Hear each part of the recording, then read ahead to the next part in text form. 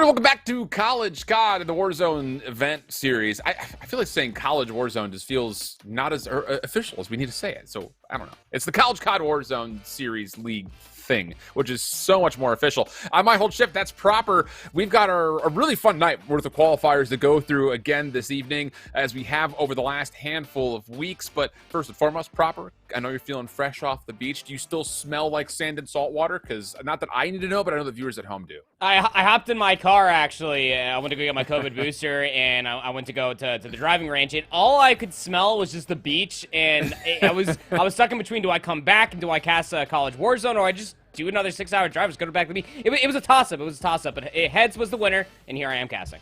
Are you still finding sand in like the most random of places? Like, I didn't even bring this to the beach with me, but I still have sand in it somehow. Yeah, I took a swig out of my water bottle, and literally just so much sand just came pouring out the bottom. I was like, I don't even know that was possible, or there was a compartment down there, but c'est la vie, I guess. Here we are.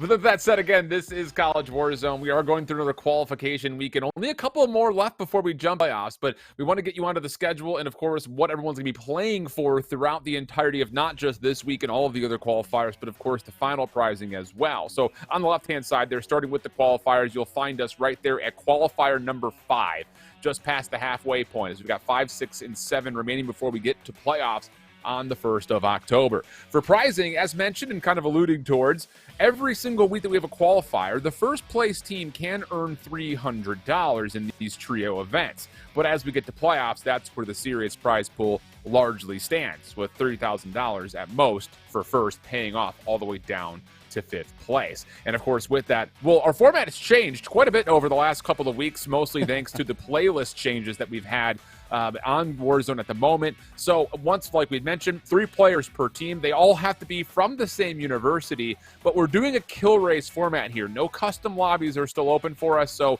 we're taking the 5 highest point totals that you can put together within a 4-hour span here proper. Yeah, it kind of goes back to where we were at when Warzone first came out back in Modern Warfare 2019, right? Is that you go to these kill race tournaments to a great extent, and what that basically entails comparatively to our 2 qualifiers that we did have a custom lobbies is that a lot of players are finding themselves in different play styles, right? You know, you consider this to almost be your warm-up before getting into a lot of these custom lobbies. So we are seeing some pace differentials being set in stone, and also just a lot more teams really grinding it out once they reach that top third. To get that 2 times multiplier, we've seen it either makes or breaks teams making it to either top 3 or just not taking the entire week. You know, it's funny because we kind of got the blessed, or maybe cursed, depending how you look at it, with the first kill race kind of switch. And we were talking the whole evening, like, it's got to be 5 wins. You have to put together 5 Warzone wins in that 4-hour period if you want to win the event. That actually was not necessarily the case for a lot of our teams until the final hour or so. So there's definitely an opportunity to still sneak away a win, even if you don't get first place, based on the multipliers that you just saw. Of course, with that, we did a recap over who did what last week during qualifier number 4. That was the second instance that we went through the kill race format. And the results were largely kind of a 1-for-1 from what we saw in qualifier number 3. So, you know, you look at teams like Florida Gulf Coast, Colorado State, University of Illinois. All 3 of those squads were either at or just above the 300-point threshold, which was about the average that we said you needed to put together when we did the first week of kill races. Yeah, but I mean, FGCU, look, they finally did it. I mean, they did it to the point where Kirch was adding both you and I on Twitter saying, "Are you proud of me?" And both you and I were just like, "Well, I stopped watching." What are you talking about? Yeah, like 30 minutes ago. I'm sorry. Did you win that last game? Because yeah, I mean, Florida Gulf Coast finally able to put themselves in that first place position. They took the lion's share of the prize pool, yes, but I mean, also at the same time, when it comes down to these more kill race styles, these very gung-ho styles, if you will. You can't always just rely on your one teammate to make all of the plays. Everybody needs to be able to get those kills and be able to get yourself over that 300-point threshold like we were talking about. Yeah, it's going to have to be done with about the double-digit mark at bare minimum. And how about Colorado State, dude? They finished second place in like every qualifier so far. Just not quite get able to get over the hurdle. Definitely a team to definitely keep our eyes on as we jump into qualifier number 5. But before we do, of course, we had a chance to kind of sit down. Actually, Goj had a chance to sit down with everybody and talk about all the different teams and some of the things that are going on with Goats and Glory. But we start with kind of our team overview and some of the interested parties that we're keeping our eye on going into qualifier number 5. Welcome to All Hands on Deck. I'm joined by Chief Figliola and Kaiser. Really excited to have them on today. And I wanted to start with you, Chief, so you can tell us a little bit more about Goats and Glory, your organization, and of course your role in that organization as well. I am the chief on the team. My role on the team, varies from whatever game we might be participating in. But usually it's a leadership type of role. On the Navy side, heavy administrative. On the video game side, though, it's more mediation, so getting all of our brains on the same wavelength, bringing us together as a team, hopefully producing a really good outcome, whether it is, winning a tournament or just having a really good time. I love that. It is certainly needed in the esports space, is that idea of kind of bringing the team together and making sure everyone maintains their mental states correctly. All right, Kaiser, so this is the first time you're competing in College COD. We're really excited to have you, but I wanted to hear a little bit more about where you are from. I know you're competing with the University of Akron, and, well, we're excited for their season, but tell me about your history, kind of why you chose them and what this is all about. Yes, so I'm actually from a military family. Both my mom and dad served in the Air Force. My mom is currently in, my dad's retired. When it came to college, I had no real location that I was set on, so I looked into programs, looked into esports, and Akron was the perfect fit for me. What does it mean to you for the CCL to be entering in with Collegiate Warzone for the first time? I think it's great. For me, competing in multiplayer Call of Duty, and then right now is basically the off season. It's really a great thing to just have something to scratch my competitive itch, I could say. So I'm just really glad to compete in something with a team again.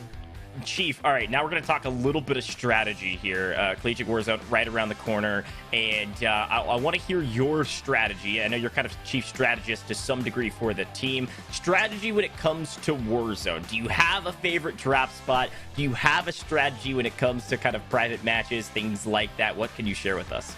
I do like to, drop heavy. So right off the rip, I like those entry frags, as soon as we drop, and then, focusing loadout and then circle survival. But I do like to get a lot of my kills right off the rip. That's kind of my strategy. Kaiser, what do you think about his strategy? Are you somebody that plays a little bit more aggressive off the drop, or you play a little bit more slow and try to play consistent throughout a tournament? I'm still figuring that out. I just recently got into Warzone. I just started this off season. I played it every now and then, but I'm very new to it, I would say. And basically, I've been just leveling up my weapons and trying to figure out what strategy will fit me the best. Totally fair. I mean, you're coming from the multiplayer scene, so you've got the gun skill, you've got kind of the positioning. The next piece of the equation is, okay, how do we compete in Warzone? What are the strategies that make sense for Warzone, drop spots, etc.? Well, thank both of you, Chief Figliola and Kaiser, for joining us today. That's all we've got. We're really excited about Collegiate Warzone and what the CCL is doing. And all luck to both of you with the University of Akron and, of course, Goats in Glory. Thank you. Awesome. Thank you. Of the gods. I don't know. I need Figliola's voice immediately. I know how you and I both are proper, where it's just we hate the sound of our own voices. Give me that guy's voice. I'm here for it. I always I'm appreciate taking nice a look voices. taking a look at what we got here for qualifier number 5. One of the teams that has really stood out over the last couple of weeks. And, well, I will say a lot of the kind of teams that we put on notice, I'll say, put the spotlight on, have done very well once we do that. So for Texas State, they were a really high-valued squad during the regular multiplayer year. Did not play, though, in the first 2 qualifiers here with College Warzone. But once they have, they've gotten better and better and better, averaging about 8th place in qualifier number 3 and then about double-digit kills per player in qualifier number 4.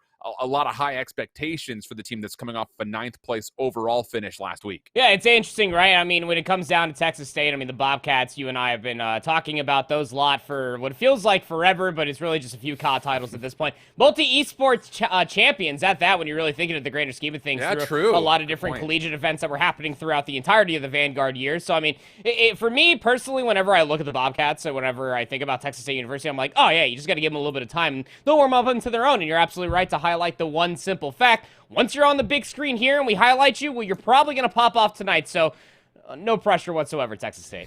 Yeah, zero pressure. Literally just go casually play Warzone for a couple hours. But that's at least our biggest team that we want to keep an eye on for, outside of the ones that, we've seen routinely finish around the top 5. You have to keep in mind our top 3 squads will be able to secure themselves a spot at playoffs. But you want to earn as many points as possible. That will influence your overall seeding. And to take us through some of the predictions for today, we're going to be jumping in with Deep Six from Goats and Glory to kind of see what his predictions and his takes are. Deep Six, welcome. Good to see you. I see you're kind of doing the Top Gun Maverick stash. Is that something that you've built since the movie, or have you always rocked the stash? I rocked it for about a year, 2 years ago, and like I don't know, about a month ago, I was like, whatever, I'm just gonna do it again, see where it goes. I like it. You're rocking it well. Manny, tell the people a little bit about yourself here, because this is the first time we've had you on as a guest here for Anchors Away, I think. I believe so. Yeah. So my name is Manuel Bolaños. I'm second class pediatrician in the Navy, electronics technician by heart. I was born in Edinburgh, Texas, but I live in McAllen, Texas. So I'm gonna be talking about a lot about Texas tonight, especially because the Cowboys did just win last night. So that's true. So yeah. It's football season in Texas. It's just like pandemonium 24/7, I have to imagine, down there. Okay, so before we start talking about the Texas schools, we'll try to save the audience a little bit. Tell the people more about how you got involved with Guts and Glory and kind of where you find the value from the America's Navy, trying to work both with the esports side and video game side, as well as obviously being enlisted.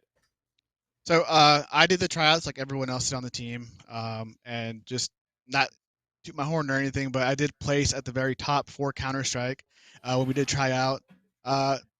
Skill level went down a little bit, because I've been playing at other games, but yeah, so I tried out, made the team, and I think Ghost and Glory is amazing with with the whole esports stuff, because what we do is we set up tournaments for colleges, high schools, and just anyone that wants to play locally in different parts of the U.S. And I think it's great because growing up playing Counter-Strike, I mostly played online, and I'd always hear of different events like CPL and Cal, and how the Cal people would go CPL in Dallas and compete.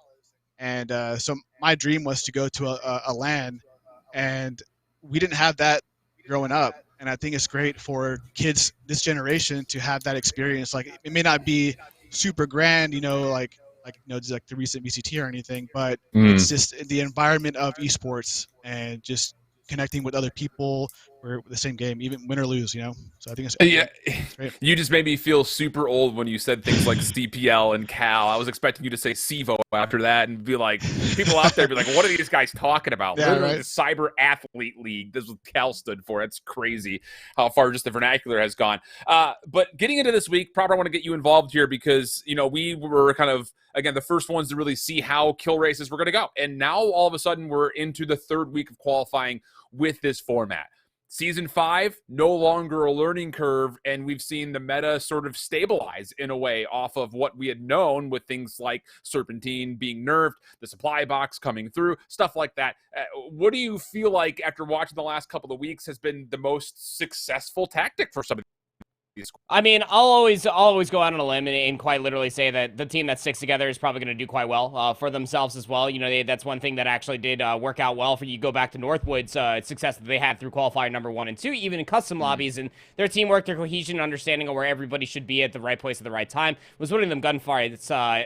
Like there was no tomorrow. So, I mean, I think that's probably what you're going to be mostly seeing is these team shots to be truly do coming through. Because although you can kind of, put a shade on yourself to maybe like if you turn on like Teep Stream in the morning, you're just watching this dude go 1v4 multitude different teams. You don't have to do all of that. You just want to make sure that you do make it to the very end and you get as many kills as possible. There's no reason why you shouldn't just be storming that one single story building as a 3-player squad. You're going to get by these lobbies so much easier with so many more dubs.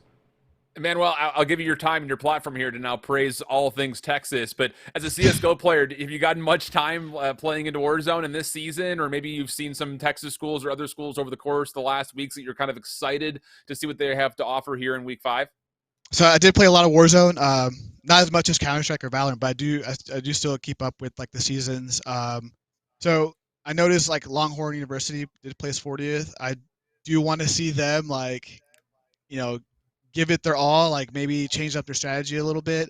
And like you mentioned earlier, Texas State Esports, they got the kills, they got everything, they're very consistent, but they just need to just take it all, right, and get the first place spot.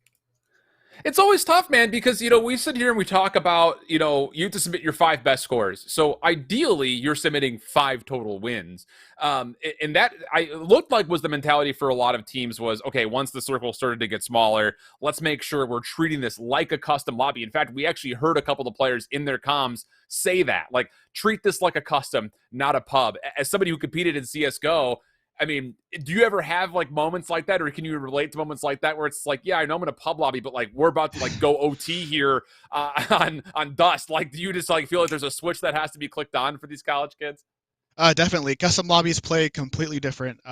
It's not so much. I mean, you can play however you want, realistically, right? You can get in there and start going for kills, or you could just play strategically, place for placements, for the end game. I do love going in, playing some competitive CS:GO games, like pub style, right? When I just whatever, just want to have some fun. But yeah, for competitive wise, you gotta turn on that switch and just kind of slow it down a little bit and see, what's going on.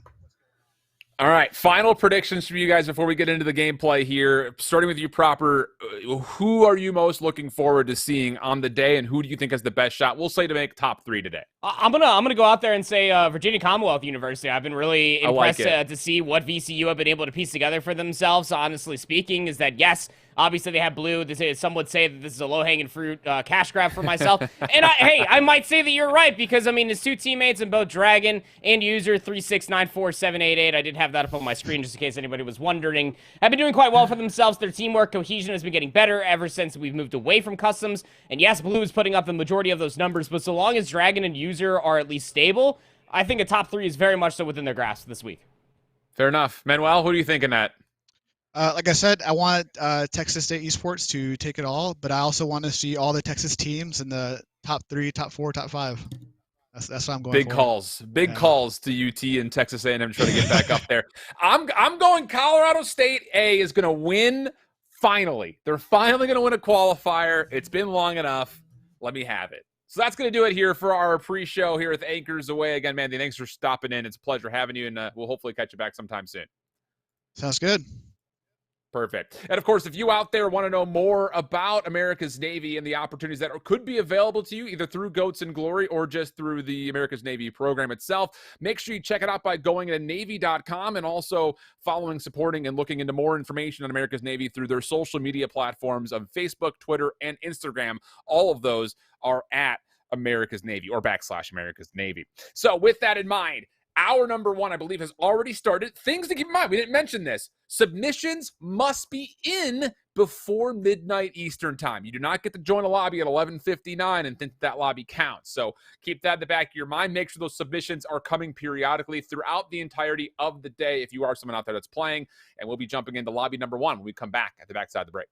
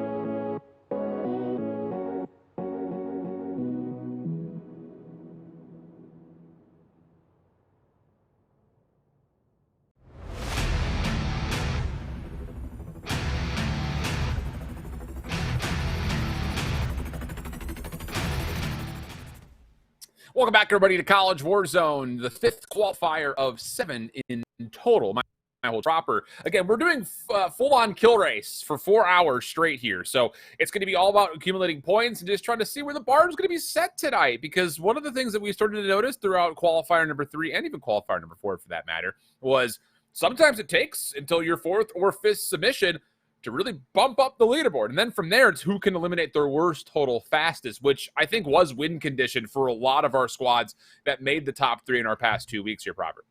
It also took us quite a few hours to see a difference in play style, to be able to see the teams showcase adjustments. Like, I almost want to say back when you and I casted 2 qualifiers ago, I would mark it somewhere closer to the end of hour 4, if not before it.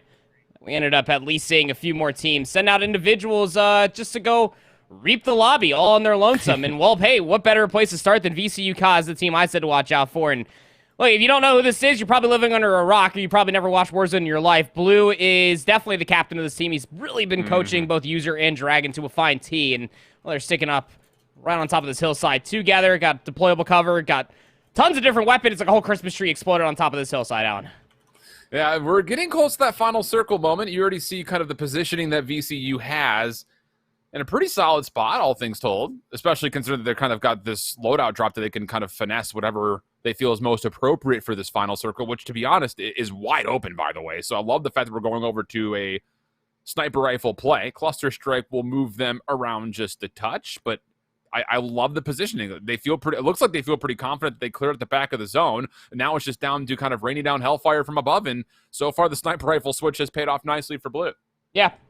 I mean, this is that moment in time that we were sitting there talking about it, right? It's, you know, a specific moment of time to say, okay, well, let's play it like a custom lobby. And, well, here's definitely a face that we have definitely known, some loved, I suppose, over the past few years here, Alan. Lord Punk coming playing with Fisher Falcons, the B squad.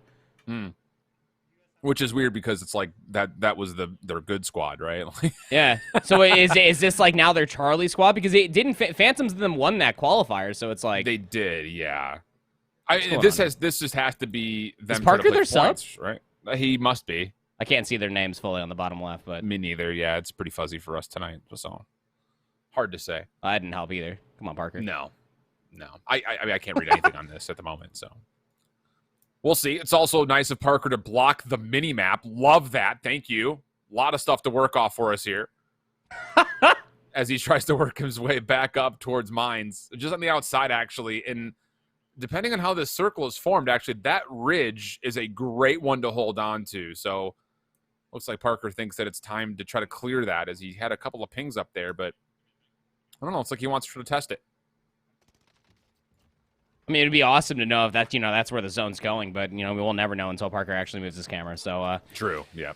Or he opens up the map. So, here's CSU Rams B. This is their Bravo squad comparatively to the, you said it was the Alpha team, right? From the Rams, they were going to finally win it. They're going to get rid of, like, the Silver Surf mentality, but, I mean, yeah.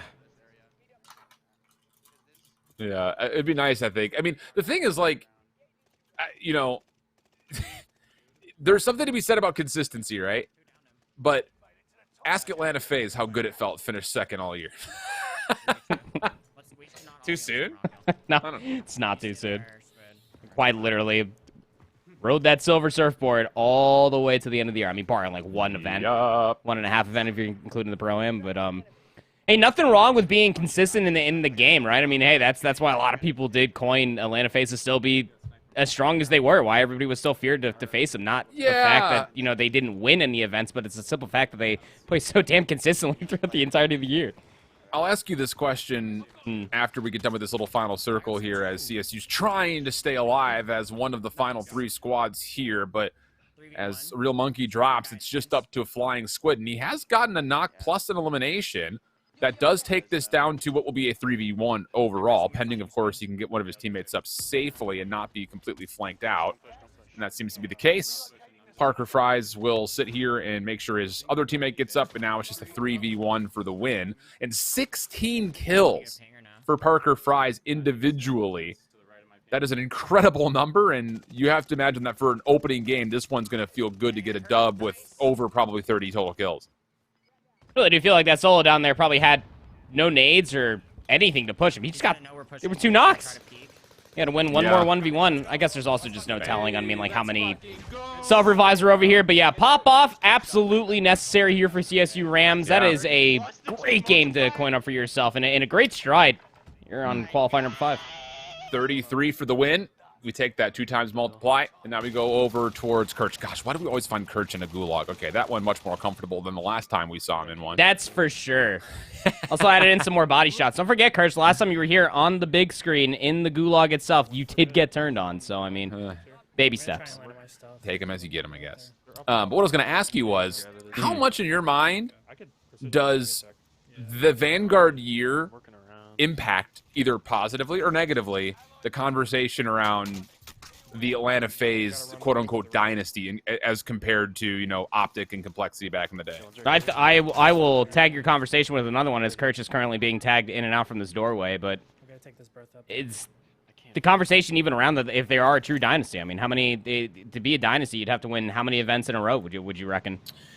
I mean, I feel like it's a tough one because the format has changed so much since those other 2 previous rosters were, I personally don't view them as one, but I don't think it hurts nor boosts their, I guess, their stock worth as individuals. That's fair. Yeah. It's just hard to kind of put a frame on it because, like, Simp hasn't missed the grand finals ever in his career. Yeah. So, like, that's crazy. And then, of course, when you talk about, like, Simp and Abizi as just a collective duo, let alone you throw our cities in the mix, like, you think back to, like, that roster, like, when they were united, like, I don't know. I think it's an interesting point. I don't think that this year helps the conversation at all, though. As much as second place at everything is going to feel, like, very consistent, without getting a win, I feel like that it's kind of like the Golden State Warriors from 2016 or whatever, when they had the most winning regular season record, but then didn't win the playoffs. It's like, well, then you're not better than 96 Bulls. Sorry, you didn't win the championship. Like, exactly. You have to win the championship. On the what? Yeah, it's like you could be like the fiercest team in the game, but you want to be the best team in the game, right? Like yeah, that's by not being the best team at the end of the year, like, then you are not the best team in the game. But they still lost every single event that they lost to somebody different. So it's like, that's so strange. Well, people are going to say Vanguard be Vanguarding, but I don't know, man. I think that just shows that the competitive level is just higher than we think it is. But, oh, that I agree with. Yeah. I don't know. It's tough. Skill gap conversations are crazy. Wheels down.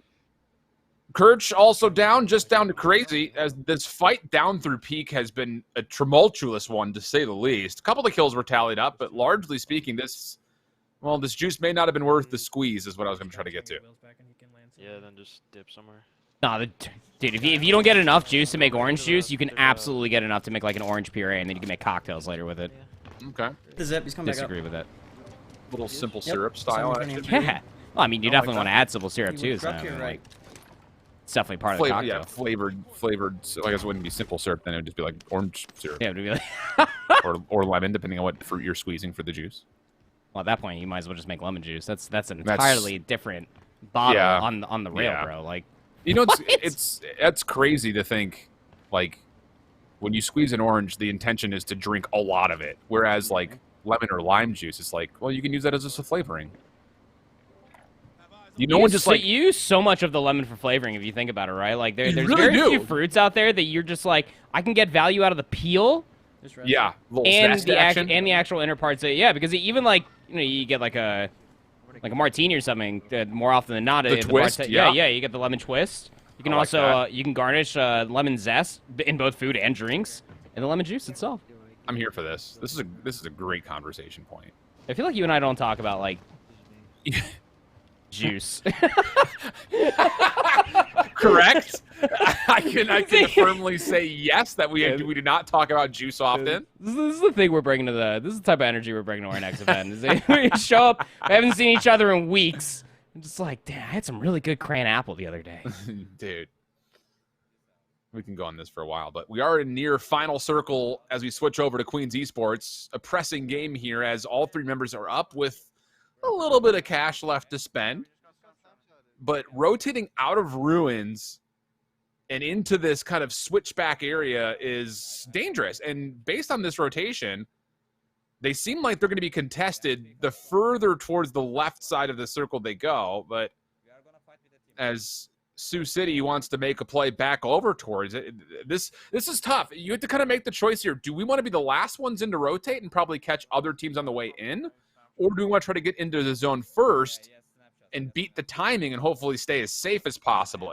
This is where decision-making in BR really is a difference maker. Well, clearly they want to get on the slower side of the gas, right? Like, that's why they're slowly working their way up through this north side now. Also, the way that the arrows were kind of, like, suggesting on the minimap as well was that they were worried about someone was actually inside the gas itself. It's not going to be the case. There's the go call. Let's get up top of this ridge. I mean, they weren't shot at as they were just over there just caterpilling their way across that previous hill line, but now your push as far as vertical is at an all-time not happening anymore, but at least you can still deal with some of these players coming in from behind. Yeah, the hipfire is gross, by the way. You don't need we're talking about the shot tracers out of the guy that he killed. It's just like something out of Mars Attacks right there. Undervalued movie, to be honest. I feel like I haven't seen that since 1992 when it came out. Yeah, I mean, yeah. Well, I was born in 92, so I wasn't watching. You know, that wasn't, like, on my laundry list to do when I was born in 92. Just like, dang. Yeah, I gotta watch Mars Attacks. When was that movie made? It was 96. I lied to you. All right, see, so that's 4 years old now. See, now 4-year-old proper was probably like all over that. Probably wasn't allowed to watch it. No, definitely not. This truck is so good. The blue guy right there, guy right there. Well, a lot of teams left for this final zone. Armor break comes through. There's the knock. Does he have the angle to finish? No, just a couple of extra shots for damage. We'll see if the kill gets tallied, if that player bleeds out or not. But this is where things become interesting because you want to play for the win here. But with the amount of damage and your high ground positioning, you also are like, well, we need to get kills. Like, we've got an opportunity to get kills here. I think you just got to soak up this win no matter what. If you find the kills, great. If not, it cannot be the end of the world. Just play for the extra 2x multiplier and submit a win early here in this 4-hour period. I was about to say, you see Jen going down there now? Like, get someone on a side angle. We're getting so much damage from up here that you can do the double whammy, and you can guarantee the win while also getting all of this damage. You could probably get an abundance of kills as well. There's no real telling how many streaks are in the back pocket of Sue's teammates, but I digress, is that now finally this team down over by the hut is going to start rotating in. Not a whole lot of cover in the world. There's the knock. There's the finish as well. A little bit of side angle going on, and now we got ourselves a good old-fashioned 3v1. Good luck, have fun down there. Yeah, have fun down there. Good luck down there. Yeah, good luck down there. What's my opponent going to do? How am I going to counter that? This isn't Hearthstone now, okay? This is war. Yeah, 3v1, though, this should be pretty clean. Just want to make sure you just punch this one home. Doesn't matter how long it takes, just get the dub. No, physically, like, drop your weapons and go punch this guy. Yeah, literally. That's true. Just don't give him 3 isolated 1v1s. You got to sprint them all together. Chain link fence. You may lose one. I miss the days where the Gulag gave you, like, throwing knives or crossbows. Watching, yes. Playing, absolutely not. Playing, that was absolutely the not, worst. It's just like fists and knives, and you're just like, all right, well. Oh yeah, it is him. It is him. It's the guy. Just finish him already. Thank you. My gosh. Okay. So another victory here for Queens. Let's take a look to see if they were able to tally up something around that 33 kill mark that we saw earlier from Colorado State B. Show me. Show me Sioux City. Show me Sioux City. Never mind. He didn't want to show us. Someone else must be quarterbacking that team. 36 is what we're hearing from production. Big totals. That's a huge totals. I don't think we got too much above 35, at least in qualifier number 3. But team's definitely getting used to it, including one of the squads that did really well in the opening kill races, as you had mentioned. Northwood Esports on your screen with Thugger at the helm. Can you ping that where they are? 6 kills. Like, exactly, so I can... Big circle for only 4 other squads remaining. So this is one of those that you feel like, okay, now we have to try to get as many of these kills as possible if we can. This team was all aces throughout the custom lobbies, but our first kill race, actually, that you and I casted, they did struggle back in qualifier number 4, but they were one of those teams that switched up their playstyle towards like the late end of the night, like going into hour 4, and then they really came to life. And it's really all the back end of this guy right here is Thugger. As I'm gassing him up, he is seemingly being shot in the rear end. Just stim shot himself back to safety so we can slip in these plates. But you also took a look at the mini-map for the majority of time. I mean, Infinite has been out on an island. It really does feel like for the majority of this play. And this is that play style, again, that I was talking about, that FGCU kind of endorsed later on in qualifier number 4 this evening. And they did play to a fine tee in last week's qualifier as well. This is the type of mentality that you want. You want to be able to give yourself so much good games early so that way you can then progress yourself slowly later on to maybe try to top yourself. I will say, though, the problem about this play style right here, right now, yeah, the circle is big enough for a buy station, but the team doesn't have a lot of cash. So 26 total kills is what the squad sits at, as Thugger will fall. Okay, they're getting held by that team. You guys win. You guys and win. the call comes through to Infinite and Bink. How do you play this? And the call is going to be not to go. So the go call is going to be to fail, which that doesn't make any sense. But they're just going to hit the pause button and just yield to oncoming traffic. It looks like try to play for the win and at least see where this next circle is going to be. That's what I was going to say. It was like a red light territory. They're playing red light, green light with whether or not to push or not. And you also went to a trafficking joke, and I'm here for it, dude. Rain on the same wavelength. Seem to have some spidey senses that there are some players from behind. This is a very interesting lobby that's left alive in the way that the zone's being pulled in as well. Real. I just have so much PTSD watching Bink's perspective on how many people are probably lurking inside of any one of these houses. Oh. Well, Infinite's in a little bit of trouble. Bink going to get called upon to give up the rooftop, play down. That will work out. Quick kill will be there, and that's actually a full team wipe. Cash is still not great for individuals. They've got enough collectively. But can they find a buy station? I don't see one in, so they may just have to go this as a duo the rest of the way. And, well, this is actually not going to be too bad at all. 4 total teams remaining. They're 2 of the final 6. You've got some solos left, and well, so they've got an eye on another as, once again, on the high ground position goes Bink.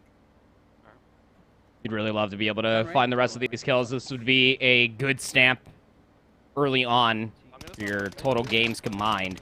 Be able to find these kills, some nice shots at range, but I mean with this angle and the cover that enemy has inside that building, you're probably not going to be able to get that kill, not fully. That team might still be right, though. I don't know suspecting that they probably have a self-revive or 2 inside there as well. And this has got to be a 2v2v1 then, yeah? Yeah, I'd assume so. That's the only mathematical possibility. Because that team of 2 inside that building that Infinite and Bink are looking at, we're also shooting out a solo player, and it looks like that Infinite is now going to be trying to find this solo player inside the tree line, and they're even talking about it right now. Yeah, this is probably the solo on the trees. Well, they're in a good spot for now. Again, the 6th zone will come to a close here in the next 20 seconds, and then we'll find out what happens with the zone. Obviously, you're hoping if you're Northwood that it pulls towards you because you don't want to go across that street into that building, which is what the other team is banking on the circle doing. So we pause, we wait, and we hopefully get our answer here. We're always rooting for our CCL students to do well. And the zone will do what? Not great. Not bad. Not great. I was about to say, Thuggers, you're already talking about it. You want to basically use that hill on your side. Solo can probably play a massive upset to Northwood's potential to try to close this this game out. Do you have a heartbeat? Yeah, I do. Okay, I'm gonna reload. And yeah, that heartbeat is going to be paying dividends with the tactical to have here in this specific moment of time, because you know that those other 2 players that are inside that building are probably just mounted up in the windows, just licking their lips for you to cross that street. Make sure you guys the keep thing that is, hill, I think. there is that second building that's on that other side of the street where that team would likely want to get to. So even though you can kind of block visibility thanks to the natural terrain here with the more favorable side of the circle, there's still a chance that this team that was in that orange ping over to the left has moved into another building. So it's still not super comfortable here for Northwood as they, again, take over more of the upcoming circle. There's the call, and Infinite's going to move up a little further forward, use this wall. It's going to get a ping, sees a player, at least in some form, positioned over toward the buses, but the focus seems to be to try to cut off the rotation here. Now Infinite's in a little bit of trouble. Just want to make sure that you're in cover for both these 2 teams, right? Hey, that's pretty much what Infinite's massive game plan is. It doesn't mean that you can't just be a team shot between the last 3 players that are alive inside this lobby. I'm pretty sure that player is, if not inside the bus, just behind it on that half wall, which is why Bink is taking a further angle, very wide, keep in mind you. This is a lot of trust on some old S&D duo on their shoulders, but just playing that wider angle, maybe trying to get that last kill. It looks like that it did ring all the way through. 2v3. How did the 3rd player get back? I'm confused. One's about to land in. No. It's still 2 teams up at the top. But wasn't it 3 teams with 5 total players, and now it's 2 teams with 5 total players? I'm confused. Pretty sure. I don't know. One in the air. Oh my You're probably hip right on fire. that. That is What? What? Oh, someone got bought back. There he is. Give you. Where are you going? Where are you going? Nowhere. Wow. Pretty solid game. 30 total on the noggin, right there on the hit the nail on the head on 30. I don't know where I'm going with my references today, bro. Save me. Oh man. I was pretty content on just letting you roll with that for a little bit. I don't know where I was going with it. It's 60 total points for Northwood. That kind of nestles them on up there inside the top 4 behind University of North America, our current point leader at 78. Queens University up to 72, and then CSU Rams, their B squad, have 66 total points that we saw earlier on. So Good still a lot more Warzone to be playing. Still so many more submissions that are required that this is just mere increments to what I'm sure we're going to see point values reached before the night's end. We're going to stick with the Trojan esports squad out of Dakota State. Not a team that we've seen a ton of in the last couple of qualifiers, nor in the CCL this last year. So happy to see some new faces on stream. Early days here. For the most part, 16 total teams left as the circle's going to force these guys to rotate. Just a touch. 7 individual kill, though, for Brooks. Not bad at all. And as they look down, okay, I was going to say, do they think there's a team coming up from behind them? I would have to imagine they're thinking they're maybe in a possible position to kind of gatekeep squads coming out of these POIs from behind. Oh, okay, there's the call that, yeah, buyback has happened over on the red flare, and they're going to give up the play towards possible gatekeeping and try to take the team that just went on the buy station. The screen had just stabilized for me to be able to read his teammates. And Briggs' teammate's name is Crispy Quesadilla. And I want to shake that man's hand. Quesadilla. No, it's Crispy Quesadilla. Crispy? Yeah. I'm gonna sound like maybe his name is Chris. There's probably some affiliation to the letter P. And then Quesadilla just fits perfectly at the end. Truth. Well, we'll keep an idea to see what exactly the Trojans are going to do as they keep cleaning up the squad that's buying over towards the station, as we also take a look at, this is the Colorado State A team with Staka on screen on the right-hand side. They're kind of towards final moments in their lobby by the look of it. Double-digit kills just tallied for Stock in particular, as a player had expired right next to him. And yeah, they're kind of like their B team, looking here for possibly high kill win, pending that the other teammates are sitting around double-digit kills. Imagine just being able to go side by side, 60 bombs, first scores to tally up here in hour 1. That would be monumental. Well, this is the A CSU. team. That's what I'm saying. Yeah, okay. side by side. That's why I didn't say back to back. Oh, okay. I feel like when I talk, you just don't hear me. You need to hear me when I talk. But yeah, I mean, these are the Silver Surfers, right? I mean, we definitely expecting for CSU, the Alpha team as it may be, to do quite well. And I mean, it's this individual right here is Staka himself has been putting up considerable numbers throughout the majority. I want to say at the tails end of the night. I mean, 10 is pretty good, especially with how healthy this lobby still is with the zone closing on, and he's playing very far apart from his teammate Snowy, who was in the zone itself, just anchoring down that building. Sokka knew that there was somebody over here the entire time, just waiting for the moment to pounce, and that moment is now. Looks that way. Trying to just finish off this kill before the circle encapsulates it, but doesn't need to. That player will still expire. So it's kill number 11, as Stock also makes the call that there is a team on top of the ridge to their left. It's a dangerous fight to take. But he does have a variable scope to work with to try to pick them apart as they work their way in. And, well, again, the math would suggest that these guys are in a 2v2v3. That is math. I don't know what else to say to that. But now they have to move. Yeah. And I think that was Snowy that was just talking about it. Either them or Flames. He's talking about where that ping is on that building as well. From Snowy, that's where the other team is. So you got one team on top of the ridge, one team inside that yellow ping, and well, both of them have to move. Good initial shots coming through. An aggressive game of tag unfolds as the 7th circle now comes into play. more live pings being called out. Again, the angles must be great for where Snowy's positioned, as he seems to be a little bit further outside of the fight, but still at a good angle to try to put some fire down on this team up top. But losing this high ground position for Stock could be extremely detrimental towards possibly contesting this team on their way in, which is exactly what the idea is. I mean, you've got a safe position to fall back to right now with Snowy's house, but to clean up and capitalize on these kills, you're hoping that Stock can be in a position to put some crossfire in. Runs out of armor plates, so this is the end-all be-all. You would really feel like. Though. Yeah. This is ultimate height for the upcoming zone without being on that roof, so definitely where you want to be. Just depending on the crossfire that could be set up from Snowy as well, because he's also holding off that other team that is moving in from his current ping. Yep. It's a nice little pivot and rotate motion here that we were getting out of both these two guys, but yeah, the health pool is going to be a consideration here for Stock with no more armor plates, as you had mentioned. Ton of gunshots coming through. One player had been finished off as we go from 6 to 5 total players, and yeah, here goes Stock. Okay, brilliant.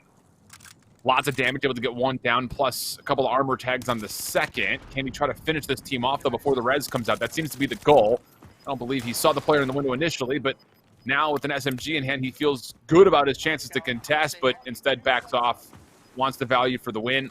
And, well, the circle's going to pull towards Snowy, so it looks like Stock's going to maybe try to give this a second go. I can buy plates. What am I thinking? Well, I mean, munitions box, the buy station behind, and Snowy's also talking, I can buy some plates.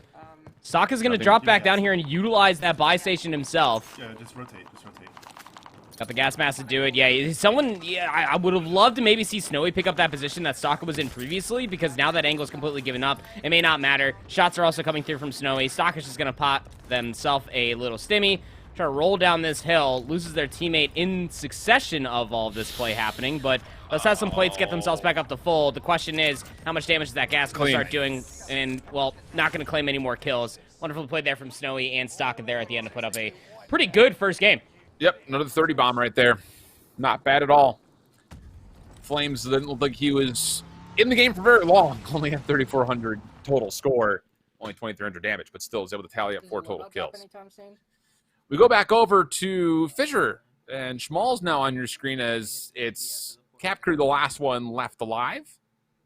And not a lot of cash, and looks like he's gone AFK with a lot of players still left. So this also comes to a different conversation as well, as we're literally just sitting here watching Cap Crew just have a laugh, just maybe put on their best Wrecking Crew inspection for the crane, perhaps. There's going to come a point in time that we were talking about back in qualifier number 4, and was also talked about last week with both Tiff and Colin, is that there's going to become those moments of time where you probably just get the hell out. Because, I mean, at that point, you're just saving what is probably about, like, 5-6 kills. Time is always against you, and you want to make sure that you put up your 5 best games possible before time runs out. And all this time that is just being exhausted from Fisher could probably just be spent just getting ready for another drop. Over to Florida Gulf Coast on the right-hand side. Timing. As some stream elements are being added to the Fisher streams on the left. Just a little bit of live aesthetic building. Kurt's doing a nice job clearing out this house. Going to get 2. It's the bounty complete, but needs to find the 3rd. Tough mantle, but doesn't make a difference. Still wins it, if only just barely.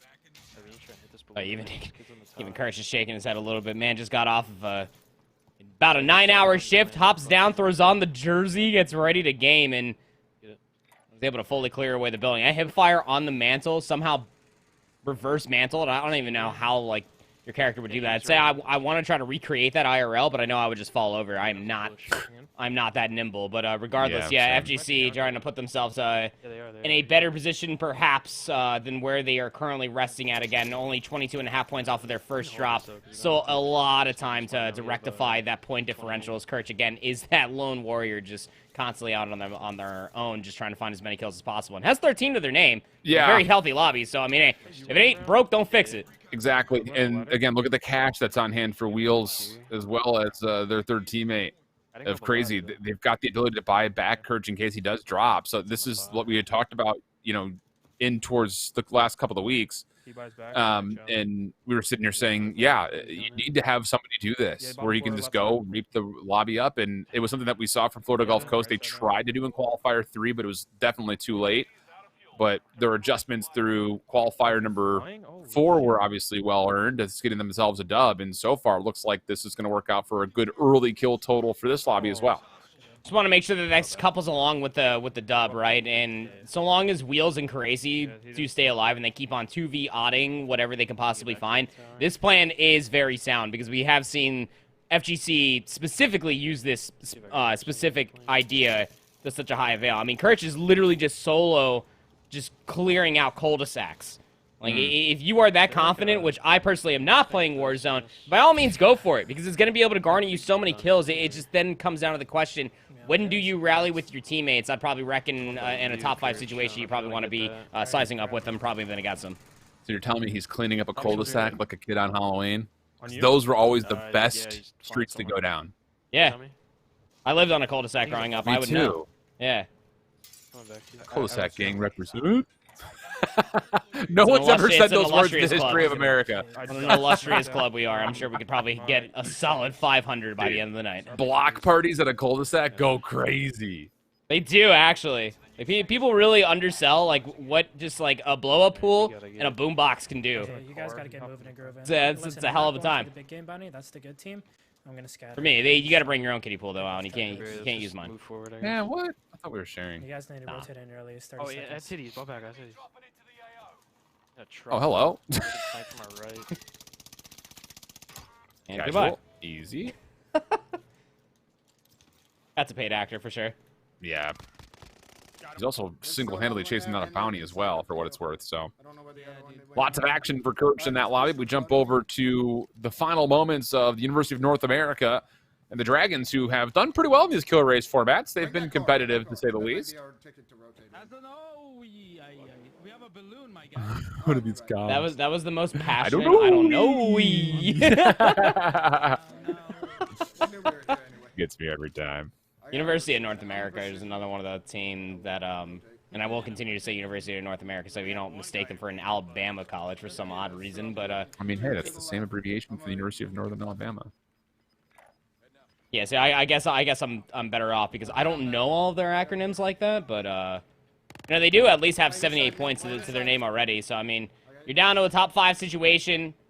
Only about 6 more kills that you can probably totally get for yourself. This will look quite nice going in towards hour 2 here shortly. Yeah. There's an airstrike dropped in, but looks like there's already one on the way in as well. So Auburn will have to back away. Still finishes off one, gets the team wipe as communicated, plus another down. Okay, go, go, go, go, go. Green light special. Different than the blue light special back in the Kmart days. Similar idea, though. Find everything on sale when you get a precision airstrike to knock off a team member, and there you go.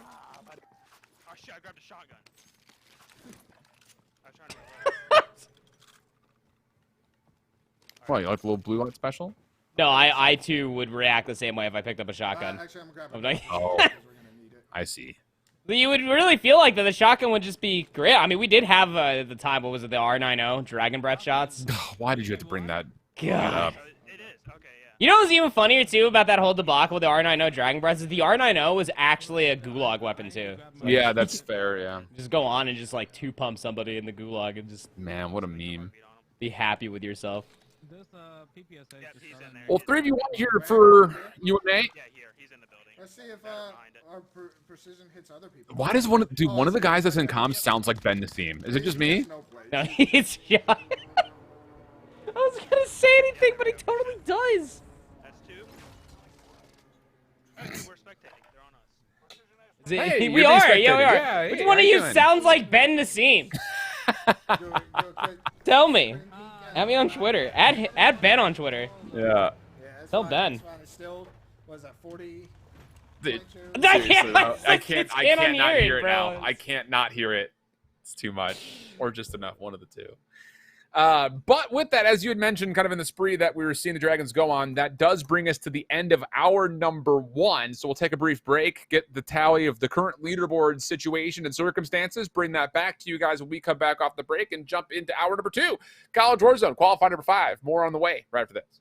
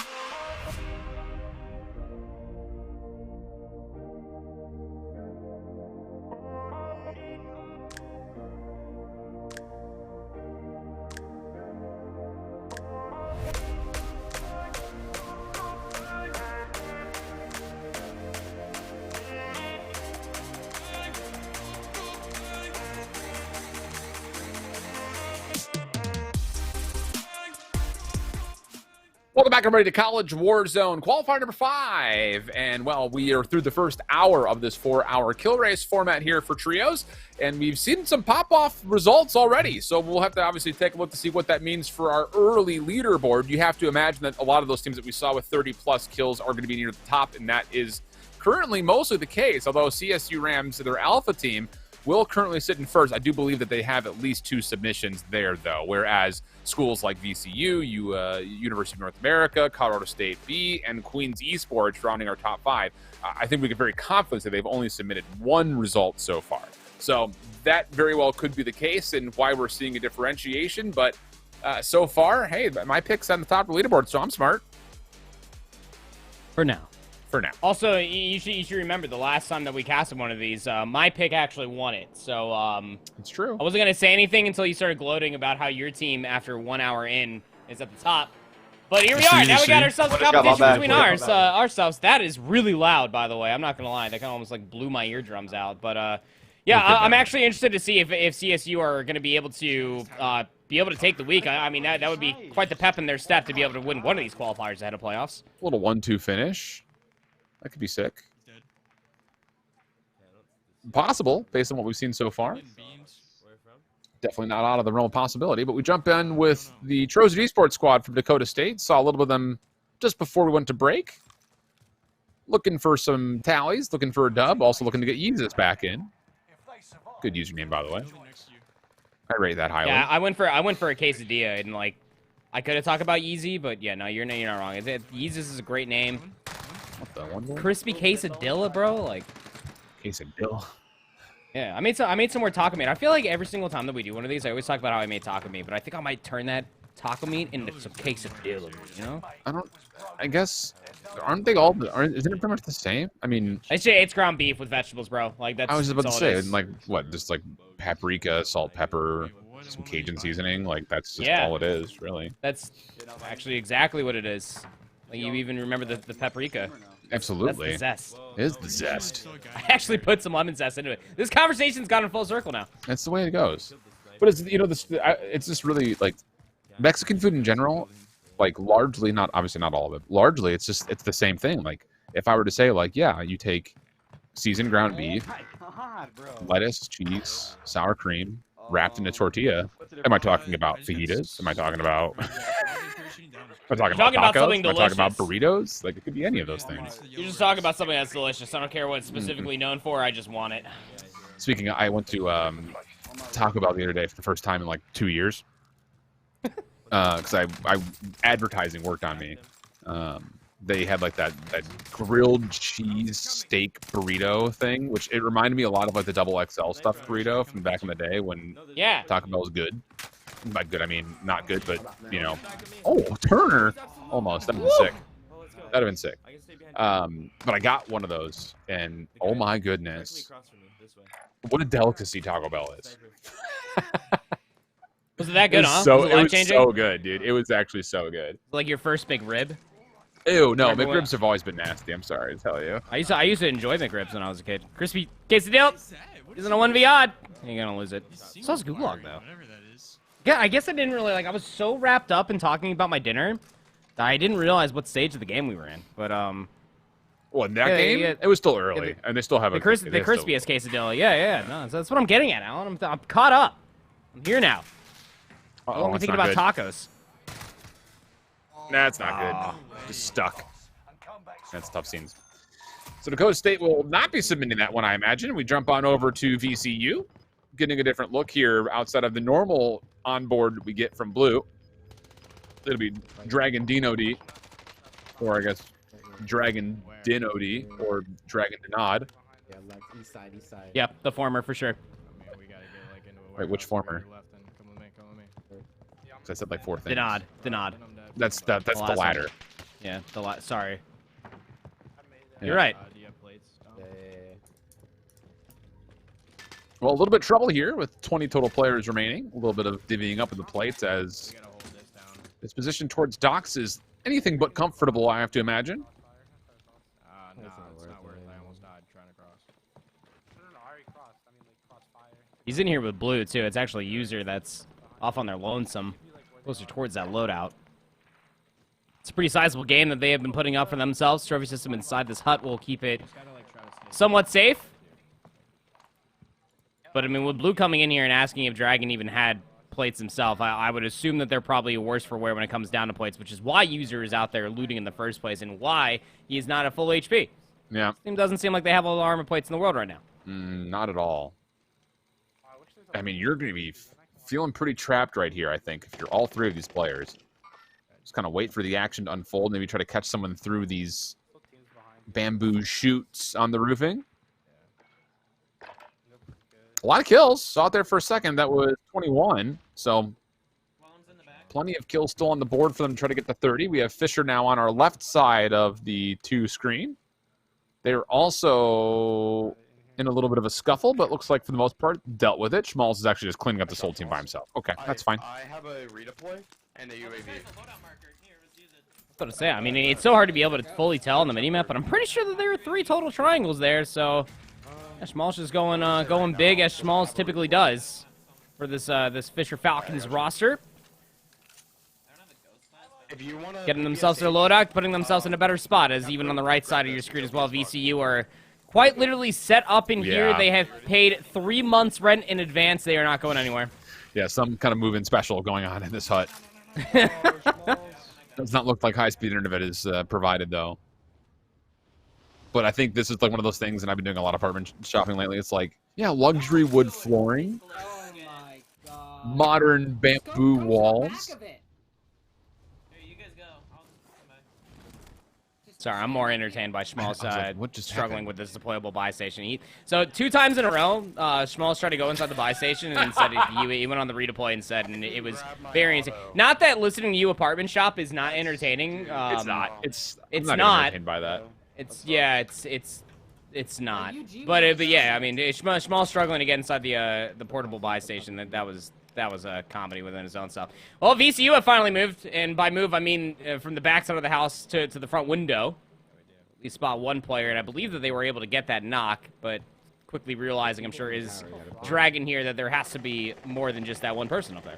Spacious courtyards and select units.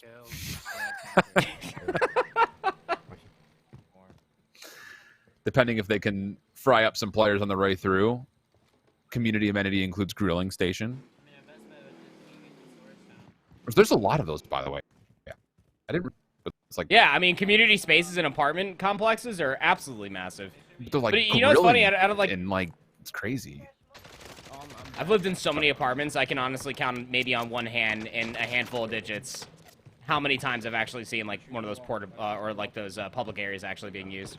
Oh, brother, if I'm into Charlotte, you best believe that I'm having a barbecue night. I'm gonna use that all the time. You kidding me? I love grilling. Shrimp. Make some kebabs. Okay. Shish kebab, de kebab, de bob. Can you come to me? You ever seen the monkey cheese videos?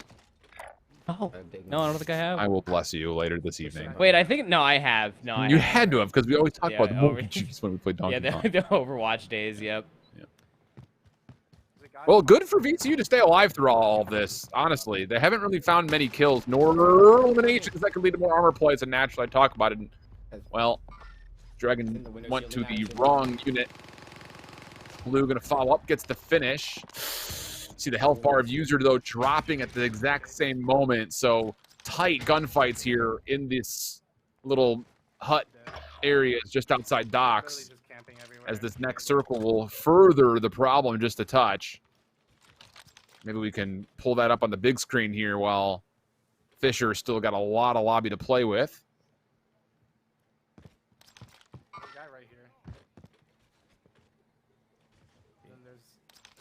I imagine you still get hit through this. If like you like try to heady the top of this roof, I imagine it's still wall bangable. I think all 3 are. Hey, you'd be surprised. Bamboo is quite sturdy. They build skyscrapers with bamboo out in the east. It's true. But here in Warzone, you probably absolutely still get wall banged. At least like part of it, I would assume. I'm not alive on these head glitches long enough to give you a full synopsis on that, but have to be seen first. And FaZe Blue, no more plates available. He's gonna really pick his battles here. Well, it's a 1v1v2 once again because math exists. Oh, and this angle is so good. Blue's literally walking up behind this fight. But he has missed his window to third party, so now he's a little bit stuck in this 1v2 final. Fights no armor plates, over the top, hip fire, breaks the armor. Second player just on the outside of the concrete walls. Blue wants to go to try to play a finish. More hip fire shots, that's the other player. And now completely out of armor plates, also needing a reload sooner rather than later, and he eventually gets overwhelmed. So a second place finish, again, not bad. You're going to be happy to submit that one for now, considering that we're just in our second hour. And the final kill count, you hope is closer to 30 than 20. I didn't see it for long enough. I think it was definitely closer to 20 than it was 30. I mean, they spent a lot of time inside that hut. 24 total kills is what we're being told by Prod, so not the best, certainly not the worst, but a step potentially in the right direction there for Virginia Commonwealth. We'll see more of them later, I am sure of it. Back over towards our Silver Surfers, CSU Rams, who are no longer in the lead, but again, there's just so much more time that you still have to submit your scores. And this lobby right here could be a big one. When we swapped over, there was a look at the scoreboard, and I want to say all 3 players were at double-digit kills, or at least near it. And it's a 3v2 to try to finish off another Warzone victory to the first place. Double time multiplier. Cluster comes out. You hear them talking about just trying to get into the zone and get the best position possible. Flames runs into the other team, though, gets one down, but falls himself.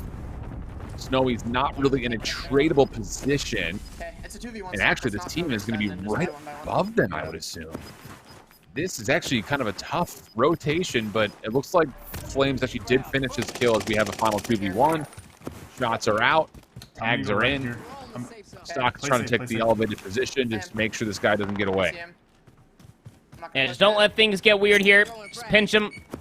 Yeah, there you go. Use some of those thumbtacks to see if you connect. It's probably deeper back behind the tree. Actually just runs into the 1v1 versus Snowy. And, well, that is one that Snowy will win. That is a very good game for CSUA. They're going to be able to put up a 64 bomb in total. That'll absolutely project them into first place as it currently stands. Yep. Another win to submit towards 5 final scores. As we go back over towards our highlighted team at the beginning of the broadcast, Texas State, the Bobcats. In a little bit of a sticky situation here. Once again, late circle moment. 2 other squads, 7 other players, but Tactic appears to have no more armor plates remaining. Gotta get these down if you're Draco. Just give your teammate a chance to get back to full HP. He's not exactly in a better spot. I mean, just using the tree, good shots. Team shots are also coming through from Tactic on the loadout itself, but again, one of the biggest problems is still arising. Yeah, you got to get back up to full HP first. Doesn't seem like the wealth is going to at least be spread out to Tactic, but Draco's going to continue to take this forward approach. Get up top of this hill with that sniper rifle. Could absolutely layer in the pressure for these last 2 teams remaining. Yeah. Pick it up. Get to the safe zone. Yeah, talking about total kills at the moment, I'd be worried about just putting this one to bed. You have a snapshot and a Semtex. I have no plates. Do you have any? And how have they not dropped plates for Tactic yet? Thank you. I was about to say, like, he's been on no plates for the last 90 seconds, and I think he just finally communicated that. Look, Draco's got his bandana on. He's in full Kenny Quavo champs mode, bro. Like you're not messing with this man's focus. Pretty sure it's a 2v3v3. So y'all gotta play it insta down. Yeah, 2v3v3 is for sure the call. This player should be an easy kill. There's one to the right. Sniping still? He's at the loadout. I thought he switched over to another double automatic setup, but no, he's still sniping. Nice shot. Okay, maybe that's why. Teams to the left. Almost. You have stun. They've got utility to use here. Oh boy. Player in the back goes prone, and the tempered armor just could not break fast enough. I threw a thermite at him, bro. Honestly, I'd tip it. I'd tip it. If that thermite sticks, he dies faster. Yeah, that's true. That's just how damage works. You have to stun and nade that if you're Texas State. Yeah. You have to. So missed chance there. It'll be 25 kills in a second place multiplier. Not bad, not great. We jump back over to Fisher, who now finally are getting into the late stages of the lobby that we saw previously in our side-by-side. Schmalz once again just piecing up players left, right, and center. Took one out of the sky. A second one on the loadout is completely trapped. He's got nowhere to go if he doesn't mess with the variable too much. Player does get down, but not finished, so can't. It's all just about not giving up this position, which is why you're hearing one of Fisher's teammates talk about just back up, hold this position, because there is a firm chance that there could be another team rotating in from Storage Town, but the UAV will at least reveal that they are safe here for the time being. But this is a winning position if I've ever seen one, given that the zone will continue to pull for them. But even if it doesn't, I mean, this ridge line does stretch down pretty darn far that it'll be a while before you have to worry about you being on the low ground. Yeah, you have to pull kills from this position with this kind of a lobby left and this kind of a circle, more importantly. So trying to just pin down this team inside the huts by the look of it. All right, someone want to watch the right? They're fighting. Good information there on a team crossing. Do you want me to redeploy on them? Because just to get killed. No, they just finished. Yeah, not with 3 other teams remaining. You don't need to play for kills right there. Not like that. Play for kills, but not full send YOLO kills. Yeah, no, but I want to kill this team at the lowest. The only time I would probably argue to do that if you are low on resources, but you send 2, you don't just send 1 because you want to, you know, have the better chance of at least one player making it back safely. You know, you send in a 1v2, less of a likelihood. That's more math. Professor Proper and I hold shift. We are out here talking about odds and doing simple subtraction and addition. I'm looking at window cap. Same. Upside. Right here. Upside, 1 HP, 1 HP. They're pushing up. Okay. The trick of split here from Smalls, waiting for the perfect opportunity to collapse. Good information given. Player goes to a halt. That seemed to be the opportunity, but no. Not going to work out. Not initially. Oh, that's, wow, okay. Snappin really did go redeploy, try to get behind these guys. This is bold. Bold calls. They're gonna be See if it pays out for him here, Cod. I'm gonna cut them off. Give me a second. Heads up, I know you're stuck in this 2v3, but you still have this high ground maintained. The zone did, in fact, pull here for Fisher. They moved over near Lodi. They're over here to the But, left. I mean, does it... You need help with this team down low? Yeah, I mean, that you put yourself in between 2 teams. You stop looking at the one that's on the ridge line. I mean, maybe Snappin was looking at this other team, but didn't have the angle that stopped from this one person just rolling up behind Schmalls for free. And now Fisher find themselves in a little bit of a pickle. Just a bit. I just don't like the call with only 3 total teams remaining. Like, why split up with a redeploy there? Yeah, I'm coming up the hill. Pick your fight and take it as a squad. I don't know. We'll see if that will be punished.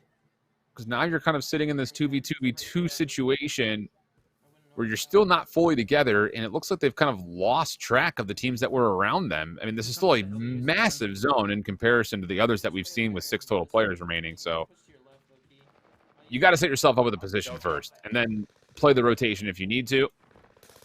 Looks like they've got the beat on a team just over to their left. Shots are anything but good. And it looks like that'll be enough for Cap Crew to back off. It's a 2v2. They are together at the very least, but now you're in a full 2v2. Those other 2 kills completely escaped you. What could potentially have been a 30 bomb is now not looking as likely. Again, more simple math. Cap Crew, even if he gets these 2, it'll only be a 9. There's no telling how many kills Snappin does have, but he'll throw at least a full-on shoulder through the gas over top of the ridgeline, trying to find where these players are at. Any damage to speak of, Cap Crews will find a little bit. Snappin wants to hit the go and try to get themselves these kills. Does find 1 knock. Now it just comes down to the last one at ultimate low. And Fisher Falcons are going to be able to close out this one with a victory. That's a great recovery considering the circumstance they put themselves in. So the total kill count is what we're now curious on with the 2 times multiplier. I didn't have the angle yet, and they were sprinting. As they talk through what had happened there at the end.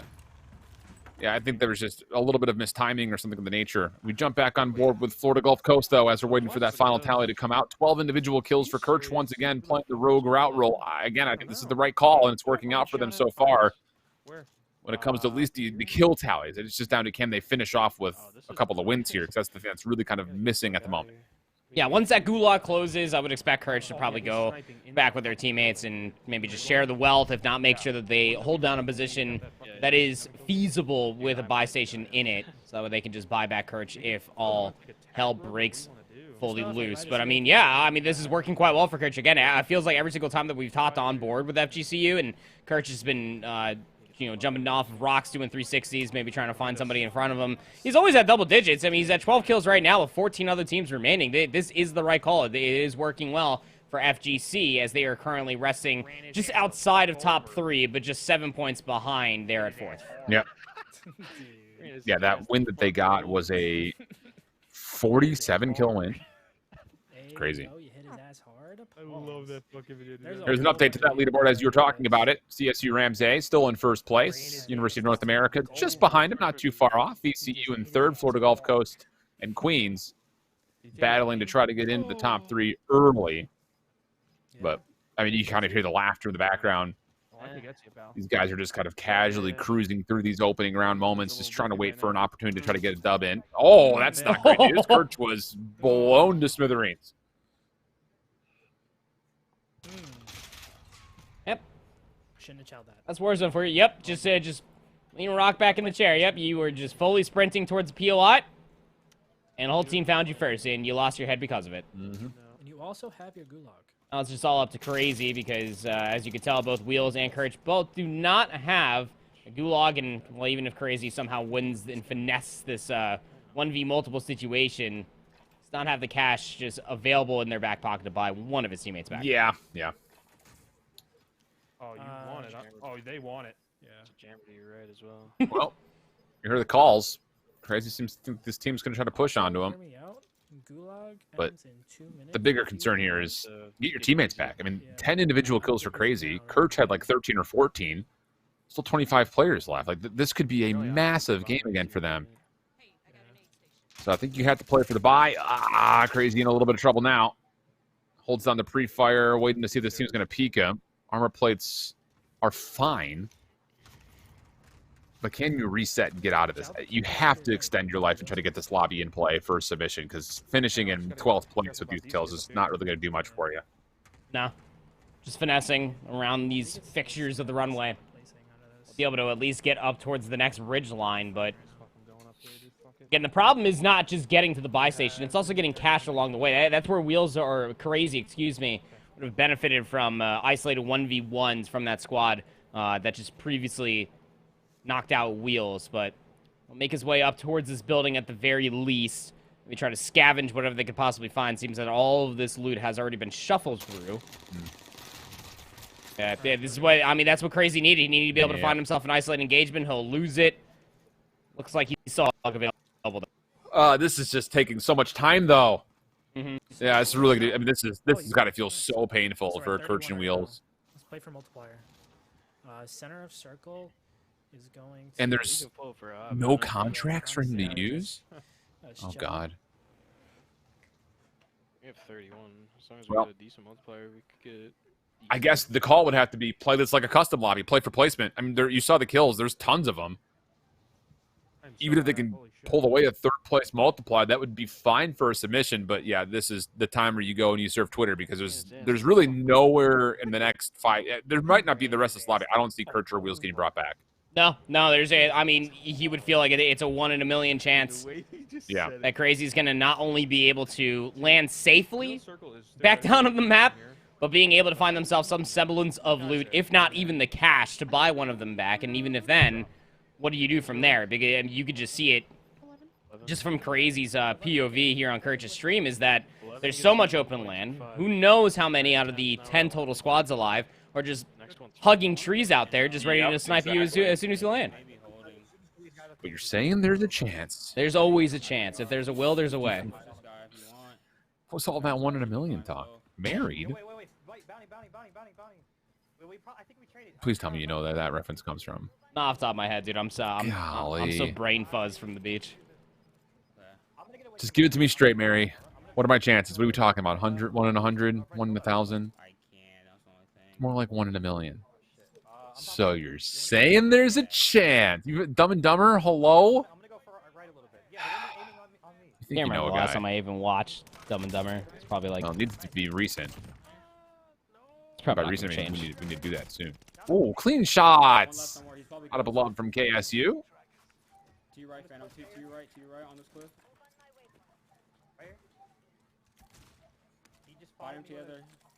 The movie came out in 1994. Yeah, but it's Dumb and Dumber, dude. That movie hasn't aged a day. Yes. Woo! My UAV's going, yo, there's a guy right here. I don't know. Good love. Well, they're looking to go on to the next fight. He's in the middle of spinning up his teammates. They're looking at the mini-map like, oh, you'll be fine. Just get a few more seconds in your leg there. Be up Could you on the imagine- battlefield in no time. Imagine going to a field hospital, bleeding out of multiple orifices, and your doctor's there like on his iPhone. Just throwing one stim shot in your thigh. Yeah. You'll be fine. Rub some dirt. You'll be good in a few seconds here, bud. Hey, get back out there. Just go on my call. I'm Okay, pushing my out for this emergency. kid because I don't want him learning. I want to see them doing tourniquets and the whole 9 yards. It's not true. I don't want that. I'm joking. When I say that. Batman, look over. Auburn and the University of North America on the left side of your screen here now. They're in a late game situation. Not a ton of kills to speak of, though, for Auburn. Does buy back a teammate, though. Or that was his teammate who didn't have a lot of kills. This is Auburn jumping back in. He's got 8. So not a great game here for the Dragons, but not a bad one, at least, that we can look at the moment. Loadout will be picked up off the ground. Back into fighting condition in the last bit of the circle. Obviously not a lot of cash to bring back the third teammate. And as the looting is going on, Auburn's teammate will meet his maker. So now it's down to another 1v odd situation.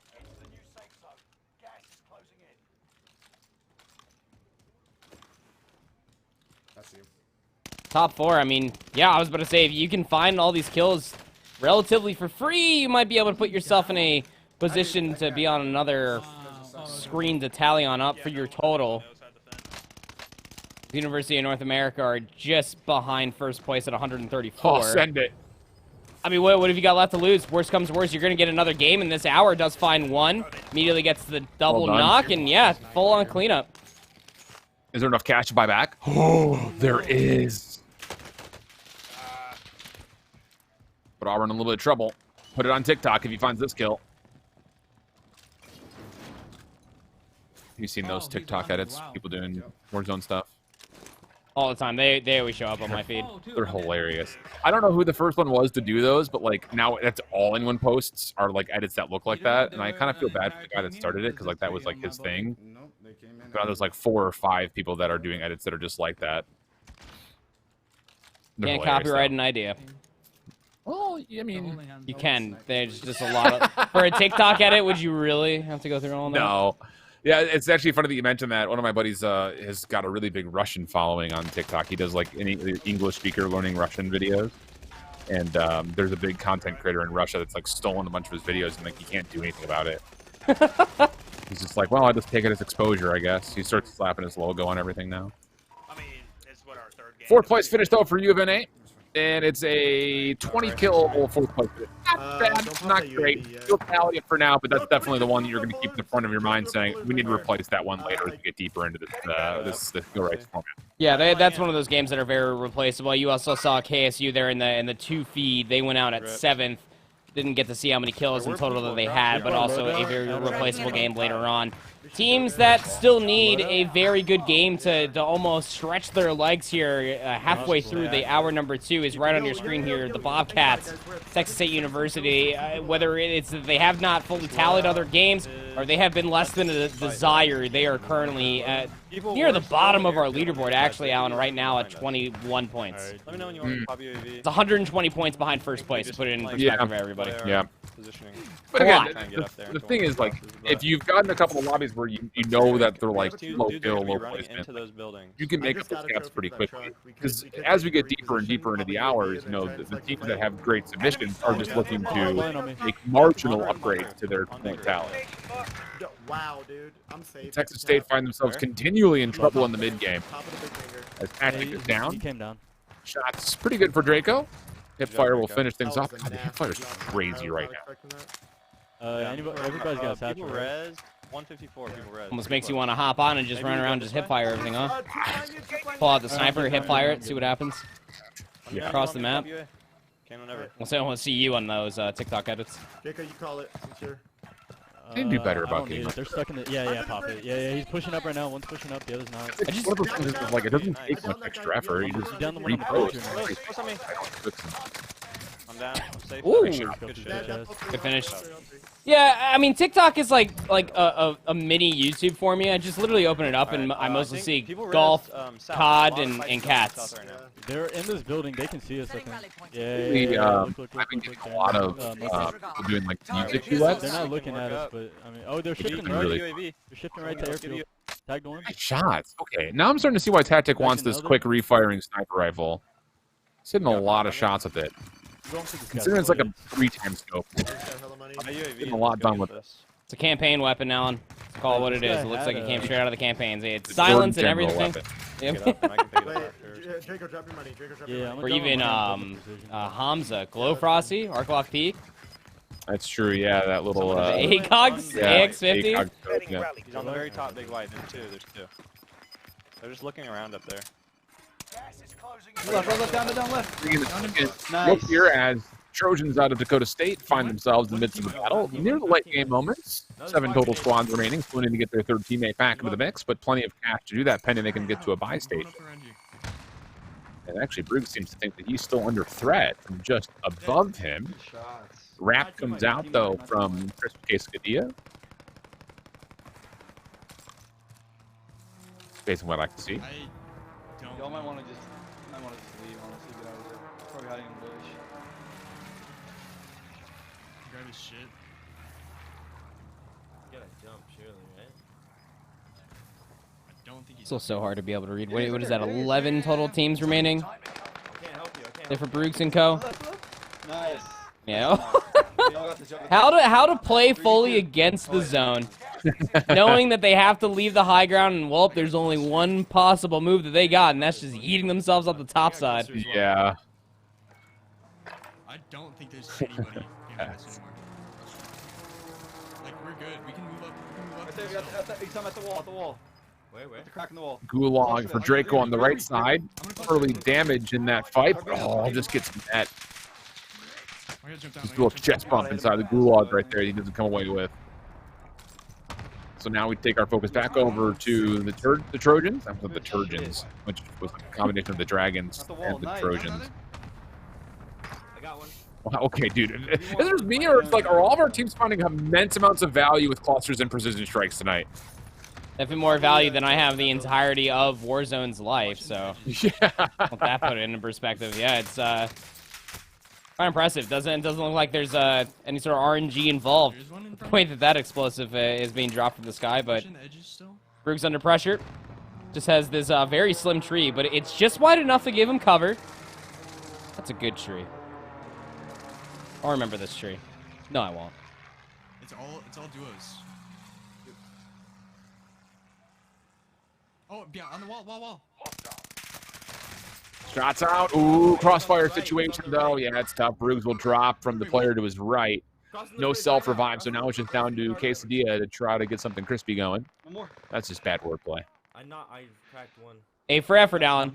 Nah, that was a C for more like effort. yeah, it was more like a B minus. No, I'll give you the benefit of the doubt. You're better than passing on that one. C's still passing. What? Better than passing is what I said. It's above average. B minus. Okay. Appreciate that. Yeah, no problem. 18 kills, by the way, for the Quesadilla. Let's go. Nice little snap and turn. I don't know. I'm always gonna say it something differently. Quesadilla, dude. Quesadilla. Now I gotta deal with the full year of you possibly saying Mercado. I'd actually go for an Americano right now. Say it, 937. No, Mercado, for Mercado. Yeah, no. Like I understand what you said, but I heard Americano now. That's fine. No, that might fuck you. Well, it's going to be down to a 1v1 here for Brugge to try to get the dub. He's down one. Second player will also drop. Okay, how about the culture from Dakota State University? Good shit. I don't know why I put so much pause on that, but I did. There's a lot of emphasis in the right places, but what a big clutch. I mean, you thought a Quesadilla just slaps when it's in a box. No, absolutely slaps when it has automatic rifling at their disposal as well. So it's going to be a big game for the Trojans for sure. You even heard the pop-off is quite warranted. We'll hop back over here with CSU Rams. our very long Silver Surfers. And yeah, before I even said anything, before I had the thought process, Stockin knew it. He was definitely dead to rights. He had no cover. He even tried popping a stim shot, but there was no way he was getting out of that situation. Yeah. Sorry, they're like here-ish. I can't tell. They're on the balloon. They just No chance at all. Feels bad. Yeah. So Snowy, last one up. God, these kills you have to be feeling like looking so solid, but it looks like this has been another rough one for Flames. Just the 4 kills so far. May have been in and out pretty regularly from the old ghoulie. Is this a decent enough game to leave us in, or? Yeah, definitely, dude. We're on 26. 41 kills for Dakota State we're hearing for the Trojans. I mean, we're in 7th. Just a casual 82-point game. I think. That'll help. Yeah, that brings that clutch up from Quesadilla to be a whole lot more monumental. Chances are That gonna meet you one here. game specifically, if they are able to close out more games in, I guess, a similar fashion. I mean, we still have so much time for them to be able to get the allotted score sheets up. So, I mean, hey, that one very much so could be the breadwinner at the end of the day. They'll remember that for sure. Absolutely. Not those 3. They have an advantage. The guys up the hill are Man, that's a probably not massive as tally. advantaged here. That'll put a little pressure on some of the squads that haven't posted a big number yet. That's the other thing to kind of keep in mind, like, as much as we're highlighting the teams at the top of the leaderboard, because, you know, duh. The teams that are not doing all that well, you know, you're looking at teams that have done well in the past that have not been able to find a lot of success with big wins. Now, all of a sudden, you're kind of like halfway through the evening, and you kind of need to put up a bomb, you know, 35-plus kill win, just to try to be in near the top 10, because I mean, the gap is pretty big between even 10th and 11th right now. 89 points for Colorado State Bravo, whereas the Fisher B team is at 66 points. So, yeah, it's only 23 points, technically speaking, but, I mean, for early tally, it's still a pretty considerable gap. He's gonna move. Here is that leaderboard specifically. Things are continuously being tallied on up. One more. Northwood just resting at about 6 there. Still a lot more time to be putting themselves in a better position. CSU Rams, I mean, their Bravo team, I don't know that we're sitting here watching their Alpha team. Estaka has dropped down incredibly low. The stim shot just able to get it off and completely redirects this fight. But their Bravo team still has not bounced back from their colossal game 1 that we saw them drop. It was somewhere near like 66 points. Yeah. Man. Don't get too far behind them. They're at the top of our leaderboard after we look through 6 through 10. Yeah, North America doing really well.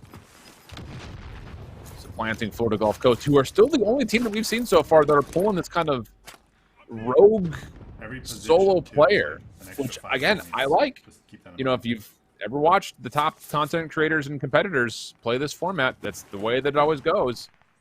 Get one, if not maybe even 2 guys to just go run around if you've got the cash to buy each other back.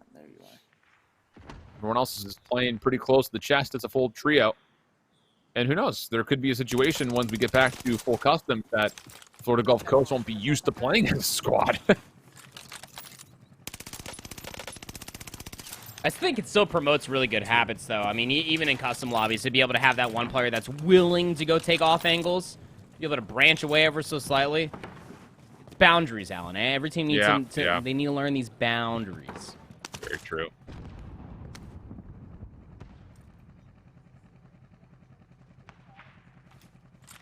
Well, if you were fighting wall bangs inside this HUD, what do you think is going to happen here, Mr. Snowy? Oh, how about that? Lasers. That works. Not enough cash to bring anybody back, though, off that buy station that's right here. So he's going to have to do this one alone. 1v1v1 situation. And then there's the call. Play like solo. I mean, yeah, what else would that's where I get in my comments. Go, duh. Yeah, but that's good comms, though. Like, and that's like you're literally sniffing pixels off your monitor in this situation. It's so intense because this would be a banger of a game. Yeah, it would be. For CSU. I'm not thinking about that. You can just play the solos. Yeah, I'm absolutely going to rat on this mound with this tree that looks like it was almost cut clean enough. Let's see what the zone's going to pull into. There is that center building, but that's not something that you would rotate late to.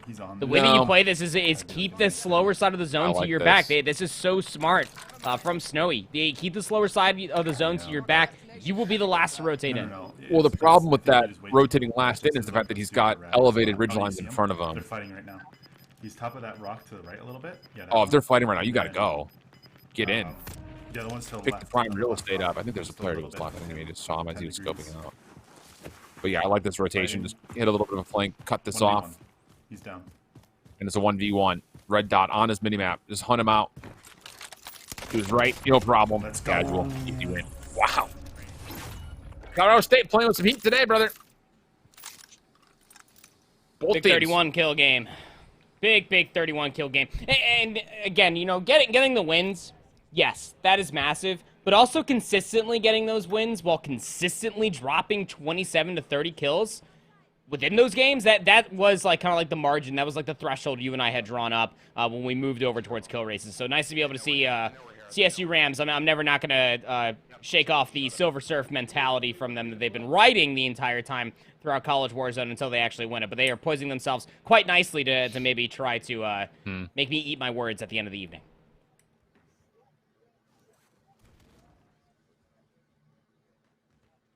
Okay.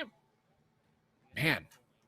A lot of high kill games for everybody today. Yeah, that definitely feels like the format's being learned by a number of our teams.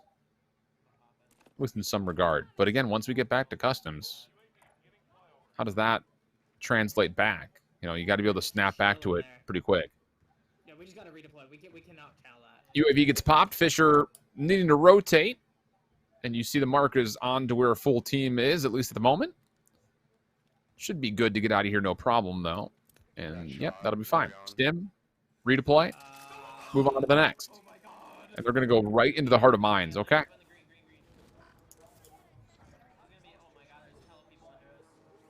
UAV is being exhausted as we speak, but I'm sure that the entire map was at least looked at before they committed to such a long route. Schmaltz gets, well, something just jumped up and bit him as he's trying to fly through the sky. There you go. There's my one movie reference for you. That's the thing. It's like you reference Forrest Gump, but you haven't seen Dumb and Dumber. Oh. I have seen Dumb and Dumber. Clearly, I've seen Forrest Gump way more times than I've seen Dumb and Dumber. Is that a CCL team? Fell community? We watched Forrest Gump in school. We weren't watching Dumb and Dumber in school. That would promote bad habits. You watched Forrest Gump in school? I did, yeah. Wow. That's a lot of drug use in that movie. Yeah, there is.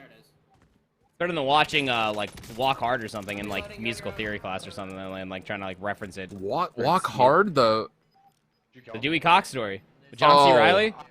Oh, for some reason, I in my mind when you said that, my brain went to Walking Tall, which is that movie about Dwayne "The Rock" Johnson that comes back to like the rural town and like beats up everybody who runs the casino. When I was a kid, that movie was amazing. The movie was a slapper, honestly. Just Dwayne. Just going back, just flying just a rundown propeller-based plane and just being the living snot out of the entire island. Honestly. Johnny Knoxville's in that movie. He is actually. Wait. Might be one worth watching again. It's been a while. Guy on top of the roof, right I don't know. On ping. It was a fun watch. Yeah, back when I was like 12. And I forgot the guy that he's really pale, white hair. It's like really light blonde, but he was in People right here. I'm just gonna start pinging everyone. Band of Brothers. He was the antagonist in that movie. All the way across near peak. Oh, they're not gonna hit us. Literally won't even let me.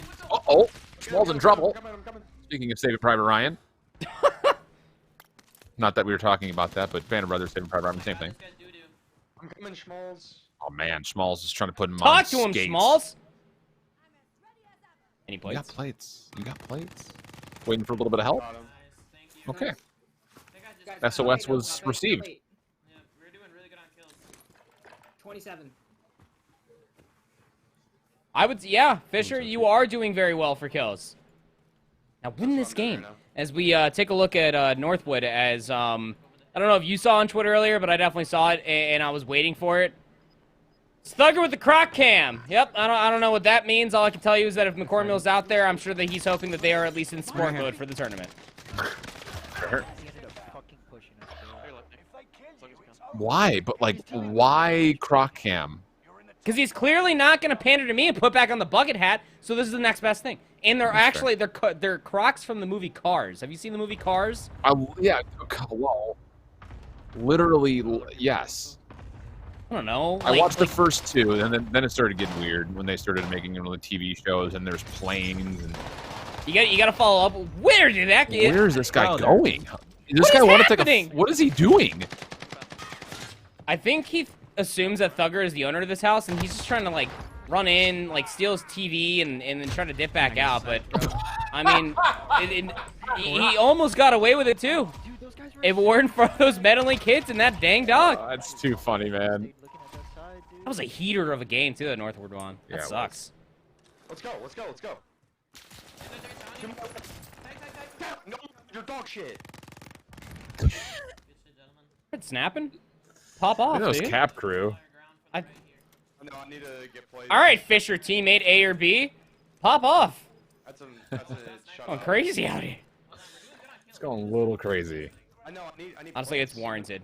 Look, we're about to be at the beginning of hour 3.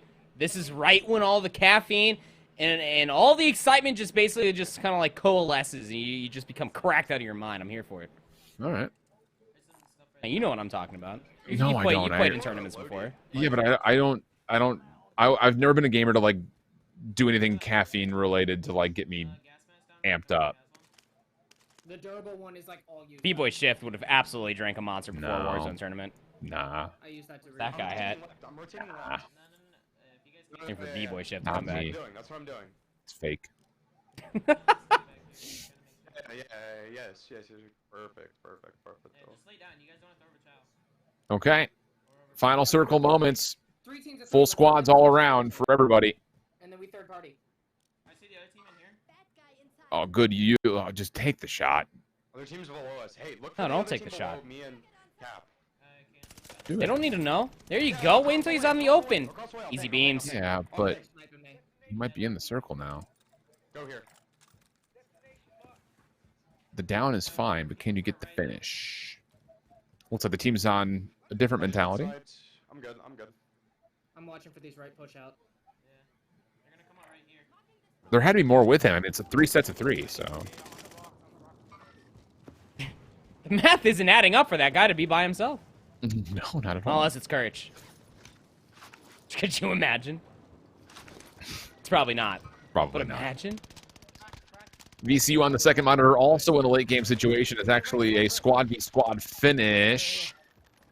Dragon doing a lot of damage to one, has to sneak back into the zone, but this is going to be uncomfortable to say the least. At least allows him a chance to get replayed up while his teammates are still trying to fish off the final kills. Downs happening on both sides. But it looks like VCU are cleaning this up, and yep, sure have. Wow. 36 kill win for them. A big one. Blew out 23 of them. Yeah, he's pretty good at the video game. I've definitely seen worse. I've definitely seen worse. As VCU, my pick, by the way, at the beginning of the day, are slowly encroaching on what CSU have put together for themselves after that last tally we just saw, Alan. 208 points is the current bar to be set. Yep. As Schmalz and co are setting up on the outside of this rock face, will find themselves yet another handful of kills. 3v3 for the lobby. Go.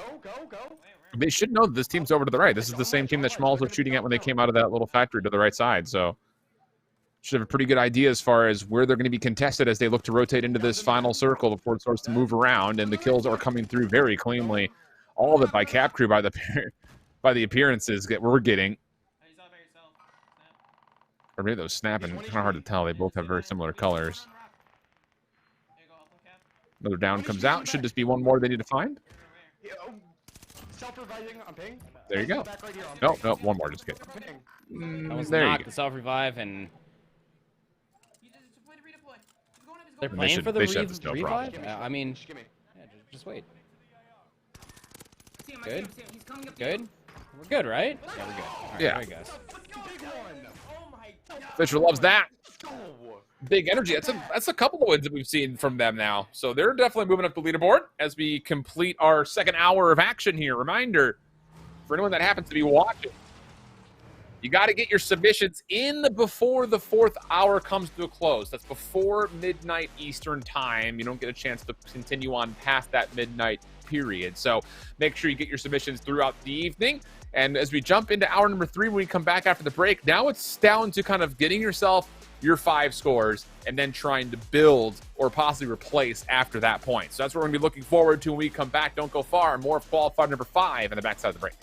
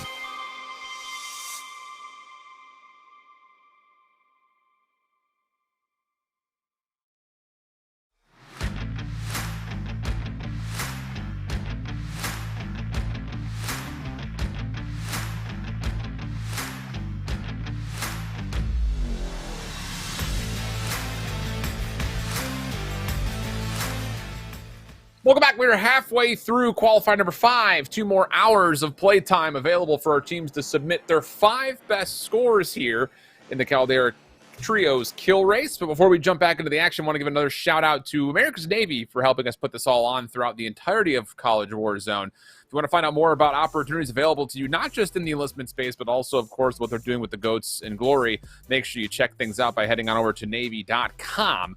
And also making sure you follow along with their socials, which is pretty much at America's Navy for everything. And with that, we jump into now our 3rd hour of action here with College Warzone and what our leaderboard looks like. Cornell have a hashtag value points. That's a lot of value in those points, no matter how many points they are. But the actual leaderboard on top of that is Florida Gulf Coast at 219, CSU Rams at 208, University of North America just below that. So is VCU. And, well, those top 4 in particular are looking mighty fine, and really it's anyone's ball game as we try to close this thing out.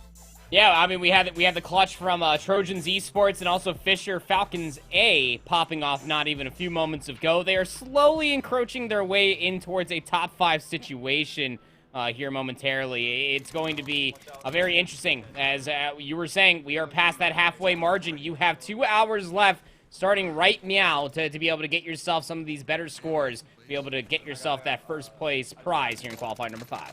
I'm sorry, are you saying meow? Yeah, I did. Why would I say meow? All right, meow? It's also petting my cat while I said that, too. I was a little bit suggestive. That's another movie that I need to go back and rewatch. What movie? Hello, wait, no. There's no way you just referenced the movie without knowing you referenced the movie. I said right now because I was petting my cat. I was very blatant in telling you that. My cat is also meowing at me. Have you ever seen Super Troopers? Oh, yeah, a long time ago, man. The whole thing of how many times do you think I can say meow to this guy without him noticing? I don't remember the scene. I do remember watching the movie, though. It's a very different All I know man. is pain. At least I've seen some movies, you know? Some. Body That's a movie that I bet Mr. J Pistachio's seen. Super Troopers 1? Yeah, has to. Came out in 2001. He wasn't even born yet. It's Kids his age don't even see Die Hard. Again, not a one-for-one comparison, but I like where your head's at. Okay, here's the real good question, though. Is Die Hard a Christmas movie? I don't know, man, because like Bruce Willis has come out and he said that it is a Christmas movie. I'm led to believe that absolutely is a Christmas movie. I don't know, man. Where's Santa at in that entire shtick? Because I haven't seen a single Christmas movie without Santa Claus. The guy that I think he ends up getting shot or something. He tries to like help the bad guys out. He ends up dying. Nah, plays... that's like a mall dressed Santa Claus. I'm talking about the real deal. It's not a real like Elf. That's a Christmas movie. Was there a real Santa in Elf? Yes. What? Wait, when? The beginning. He relates. Oh, wait, no. It's all I can think about when it comes to Santa Claus in that movie was when he goes to the one in the mall and says, "You sit on a throne of lies." I'd prefer to grab that loadout if you can. I don't have enough time to literally go find Elf because I still have it on DVD, and also find a DVD player because I don't have I don't have that it installed on my PC either. To go find it. I could probably also YouTube it, but that seems like the cheat way of doing it. If I'm gonna watch Elf, I'm gonna go look for something at the beginning. I'm gonna watch the entire film. It's almost that September, time of year. and I'm thinking about Christmas. Yeah, it's almost that time of year.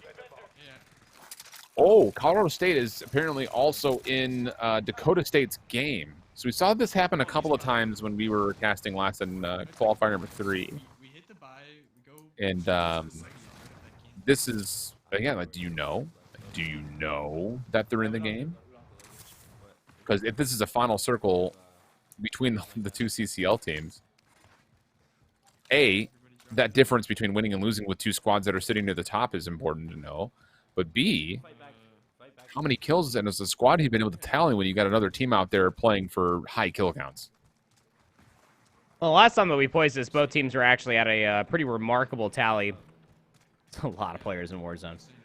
That's true. But also, at the same time, because they are public lobbies, are you playing with streamer mode on, or are you hiding your name? basically not tell the rest of the lobby that there's another college in here. I would probably reckon that they're not. They're probably not hiding their name, but are you also like looking at the kill feed continuously? All questions need immediate I was gonna answers. say the kill feed doesn't routinely show. Like you only see the kill feed when you're killing people. Yeah. So you won't technically know until you kill them. I guess it'd or have to be die like the them. 1 in a million chance, like you get in a gulag with like CSU player or something. Yeah, that or like the Illini I had from week 3 where they were in the same lobby as I forget which team, and they fought each other pretty early on. It's a lot of shopping around for those loadouts going on right there. Take the rocket launcher, take the bazooka. Come on! Cowards. Ooh, it's a full team rotating across that ridge line. Quesadilla will get up. The gas mask will be spent, though, in the effort. Let's push down and go right. And Bruggs is going back. Oh, I thought it was going back to the loadout. I was like, what are you going to get out of that? Change some of his glasses up. Not happy with it. Go back for the bazooka, maybe? I don't know. It's true. But as this rotation is happening, knowing that there's going to be a team on the high ground, they've actually elected to fully wrap what is basically the ultimate low. We have learned here in Warzone, we are not rock climbers. We are not mountain goats. To be able to brush yourself up against this rock and try to get a nice timely swing. But they did leave Quesadilla behind ever so slightly. Maybe try to play a wider angle on these things that are coming through. They don't know we're here. They're looking the other way.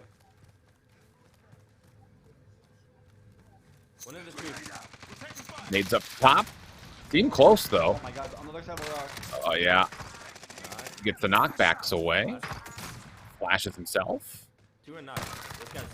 Self-res will be denied. And that's actually a team wipe. So now it's just down to, can you clean up these teams on top of this hill? They should have enough space to get Yeezus back up into the action. That seems to be the call. Get him back. Get replated. And then if this other team is hiding down in the underground passageway, then, well, you'll have to consider what you want to do after that point. Dude, I have your automaton and I keep changing the scopes mid-fight. It all depends on how many people are alive down there. Well, it seems like it's going to be a full team. Is it going to be CSU? Are they three-man ratting down low? You hear the calls right on the top side of this rock. Just how do you want to try to navigate around it? It looks like Quesadilla will just go around the side. That'll work out for a couple of knocks. That's another team wipe. Okay, so now 3v2 to finish. Where is this last squad? That is the question on everyone's mind. 49 meters to the straight ahead. Right here. I'm closer. Heartbeat sensor will reveal all. While Yeezus will go down, the damage will be good enough for the cleanup soon to follow. They lose Quesadilla as well. 1v1. Full kills coming through, but Bruggs' shot is that much better to scathe away with what looked like about 10 HP. Big victory here for Dakota. Wow. Let's go. Massive concern that the last two players that were alive for the Trojans were like at 10 HP. Wow. It'd be nice to find 500 Okay. for plates. Over towards Colorado State. They're also in final circumstances with just 5 final teams remaining. So there's one plate in that. Just section. outside terminal seems to be where this last circle will also position itself. Do you think the 3-line might be good for this final circle?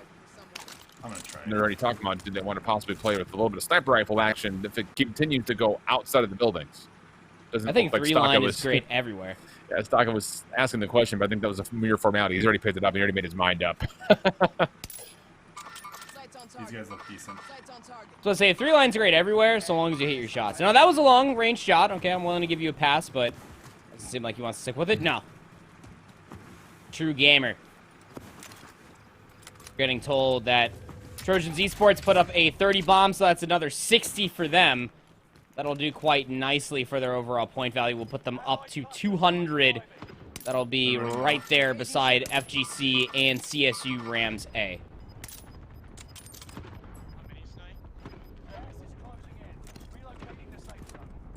Well, the cluster seems to be going away from where the circle's moving to, so 2/3 of this Colorado State team are moving in the opposite direction towards what appears to be a squad of some sort.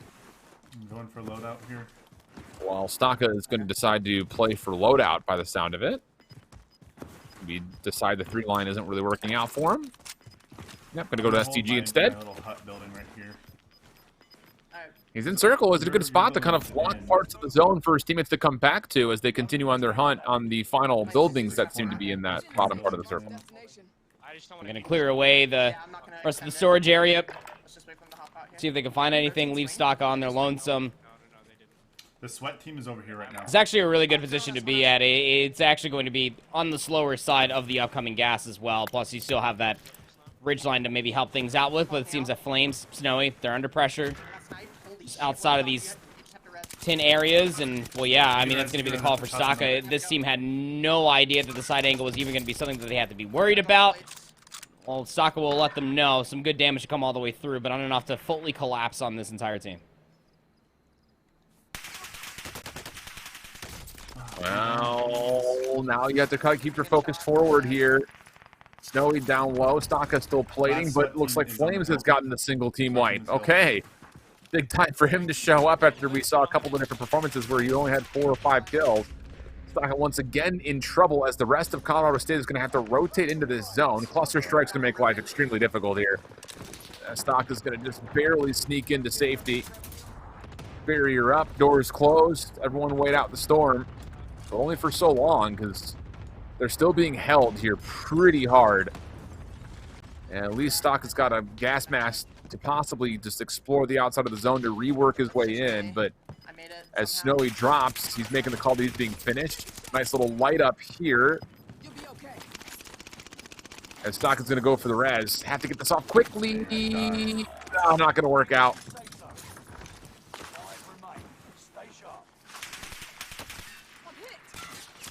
No extra armor plates were picked up there, so Staka, nothing left in reserve. Seems that Flames is doing just as well as far as reserves are concerned, not unless they start plating up now, but this entire team that's on the other side not only is a full team, but it is the last team. They have to try to make something magical happen, and yep, there are no plates here, my friend. Good luck. Have fun. Flames is low. You're going to have to throw a couple more shoulders while moving with the gas to your back. It looks like it's all but the final lullaby in this lobby. I was just going to back us out if it was. Oh, boy. Yeah, it's just, this is the byproduct of just not being able to work your way into a good position for that final zone. Although, okay, wait, those tags could lead to something more bountiful, especially if you can tag up the second player, but the shots just aren't quite there. Flames trying to hit a route, trying to make a move. Shots once again coming out from Staka, who has no more plates, and he just gets completely flanked out. A little unfortunate not get the 2x multiplier. So it'll be a 27 kill second place. Not bad, but not great. Yep, with that win, would have been 30. 3 extra kills plus the dub. That would have been a big 60 bomb again to tally on up for CSUA. Again, are rivaling that of FGC as far as the leaderboard is concerned. And as I was talking about for Trojans Esports, Dakota State University have bumped themselves up into a top 3 situation now. Those are your 3 teams that are above 200 points, with FGC in the lead by just about 9. So we'll have to see if more teams can continue to piece on what they were looking pretty darn strong in doing in the end of hour number 2. And this is one of those teams in Fisher Falcons with a giant pop-off in their last game. It would do quite well to be able to find themselves yet another one of those. Yep. Looks like this freeze hopefully is on his side. Yeah, it looks that way. I was about to be worried. I literally looked down to make sure that my Discord status was still green. It's like, is this me? Is this just, you know, Mountain Internet again, 101? No, we're good. Back in it. No kills for the sub here for Fisher B and Lord Punk. Step it up, Parker. It's not like, why is his camera covering the map? Like, I don't know. He must be playing a lot of S&D chows. Hey, he wins all of them, is what he was telling us at the CCL line. Apparently, he also hits his driver 330 yards on average. Yeah, I believe that. Yeah. Yep. Next week, he's going to take over Brycey. We'll have DeChambeau on the... Did you see Bryce get clothesline yesterday at Liv? No, I didn't. I'll send you the video. What? He didn't actually get clothesline. He was trying to make his... He wasn't out of play, but he was like over the ropes. and hit back into play, and like the rope that he tried to get underneath like got hit by a fan, and like it hit him in the face, and he was like, "Oh my eye, I can't see!" And like it was the wimpiest thing I've ever seen from an athlete. Did he like lay over like soccer? Yeah, he player like almost? laid over, like snatched a towel from his caddy like really aggressively, like he was in super amounts of pain. It was like LeBron James primetime flopping era, like that kind of showmanship. I can see how that would hurt. I'm looking here. Yeah, but he was like, "Oh, I can't see out of my right eye." It was pretty comedy. You need that to play golf, though. Dylan I'll see if I is can down I'll and see if I on can for the find count. Please send me that video. I need to actually witness this. It's real bad. So Parker truly does have to step it up as yeah, he does. Freeway is still dropping in to the LZ. Parker's still shopping on the ground for what might be necessary, but yeah, as soon as we continue to talk about it, we will let Parker decide whether or not that's the best spot for his camera. We'll take a look at VCU, who are also coming off of a very good final game there in hour number 2. Just 5 points shy of being over 200 points, but having 2 members inside the gulag, not exactly, or at least one of them right now, and Dragon, really a lot of pressure on the user in blue to try to clutch things up down to the ground. Hey, I'm in my gulag. Well, little 2-screen action for us. Is Parker still shopping? This is like me when I go to the mall, and it's just like, oh, that looks good, but I think I found something similar on the Target clearance racks. Maybe let's go back to Target and get it there. No, never mind. And it's like all the way across the mall. Yeah. You'd be the worst to go shopping with. I'm like, I've told you this, like, unless it's something related to like golf or video games, I'm so frugal. It's actually annoying. The only time I spent a lot of time shopping for are my collared shirts. It took me forever to be able to find that that noodles and dumpling shirt. Oh, wear, yeah, like, that's a good every find. weekend. Yeah. I started recently just going to like a Burlington's, where they just have like a ton of stuff on display. You can find some cash money finds there. There is a shirt I want to get. It's a T-Rex holding a cup of tea. And That just sounds fun. The shirt This says sounds like a very fun T-Rex, and it's TEA-Rex. Perfect. The dad joke on a button down. I love it. Can Parker please leave this building? No, he can't. Brother! Parker has bought... He has paid for 3 mortgages in this one house 5 years ago. He's not leaving. Okay. I'm just sitting in a corner right now. Much better call Saul. No. Okay. I'm just gonna play Well, there's a Killzone from scene the in zone, one of the honestly. seasons where There's a guy in the van. a situation like that is argued for Jimmy McGill. So you're telling me you're going to sit in a corner and then leave to stand still and shoot at a Bertha? Yeah, I mean, but it was the stoop kid, though. Like Parker very much so could be Fisher Falcons Bravo stoop kid. He is afraid not to leave the stoop. There he goes. Oh, nice little armor satchel right there. Yeah, go ahead and just... Now back inside. No, but this is a different house, though, Alan. All right, now we're back outside. I'm looking. Yes, you are.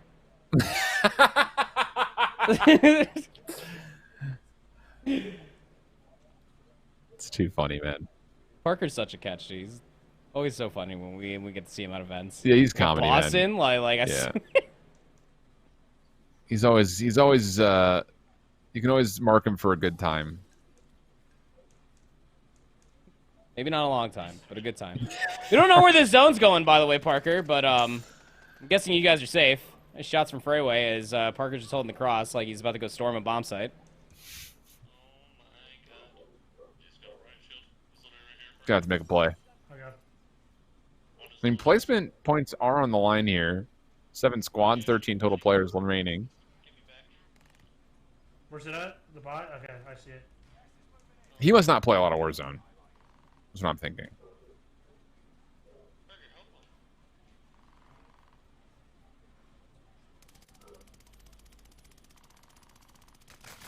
I'm getting Oh shot boy. right there in the hut. Oh, man. I love Parker, man, but those were some abysmal shots, bro. I don't care if you don't play much Warzone at all, man. Those shots were. Oh no! You got like 2 hit markers, and then you just got eviscerated in the back, bro. It's not. Honestly, hey, that's the normal Warzone experience, in my opinion. That's pretty casual Warzone gameplay. Love that. What are your thoughts on people who use the controller overlays? I like them actually. When I was playing a lot of Halo, I used to use one. Okay. I like to see all their inputs. Now, obviously, we can't see anything to do with Dragon's inputs, well, because he's dead. But it also, like, kind of, like, puts it into, like, good, I guess, perspective. Almost, like, specifically for, like, claw users. How many damn buttons are actually pressing all the time? Yeah, the actions per minute have to be crazy. Mm-hmm. I find, I think you know this about me, one of my guilty pleasures, late night Twitch, is watching people play fighting games. And people who have, like, their sticks, like, labeled out. When they have, like, their hitbox, like, just, like, their smash box, just, like, on the screen itself, yeah. Yeah, it's... Or they just have, like, their directional inputs, like, also, like, on the screen, too. Yeah, like, most yeah. Modern fighting games don't have that in settings. Yeah. Yeah, that's super fun to watch.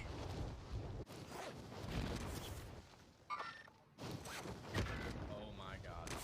Trouble here, though, for VCU. Mid-game. Blues down again after just being bought back up. Dragons on a little bit of a shopping spree here, needing to try to find a way to get back to fighting condition. Does have a lot of cash, but it looks like VCU have made the call. This isn't worth it. Let's back out. Let's just go again. Love the call for there. Yep, that's that point in time. Look, it's 10:20 p.m. here on the East Coast. You absolutely have a full 40 minutes to get another game in before, like, you really have to get down to crunch time. So better just to give it up than just to hold on to something so slight. A total of 21 other players remaining in this lobby here for Fisher Falcons as their alpha team. You can tell by the lack of Parker covering the minimap is not here anymore. 12 kills to the smallest name. But again, it's never the question of how well they do in the mid game and the early game. One of their biggest consistency issues, I would say, is closing out games when they do have high kill tallies.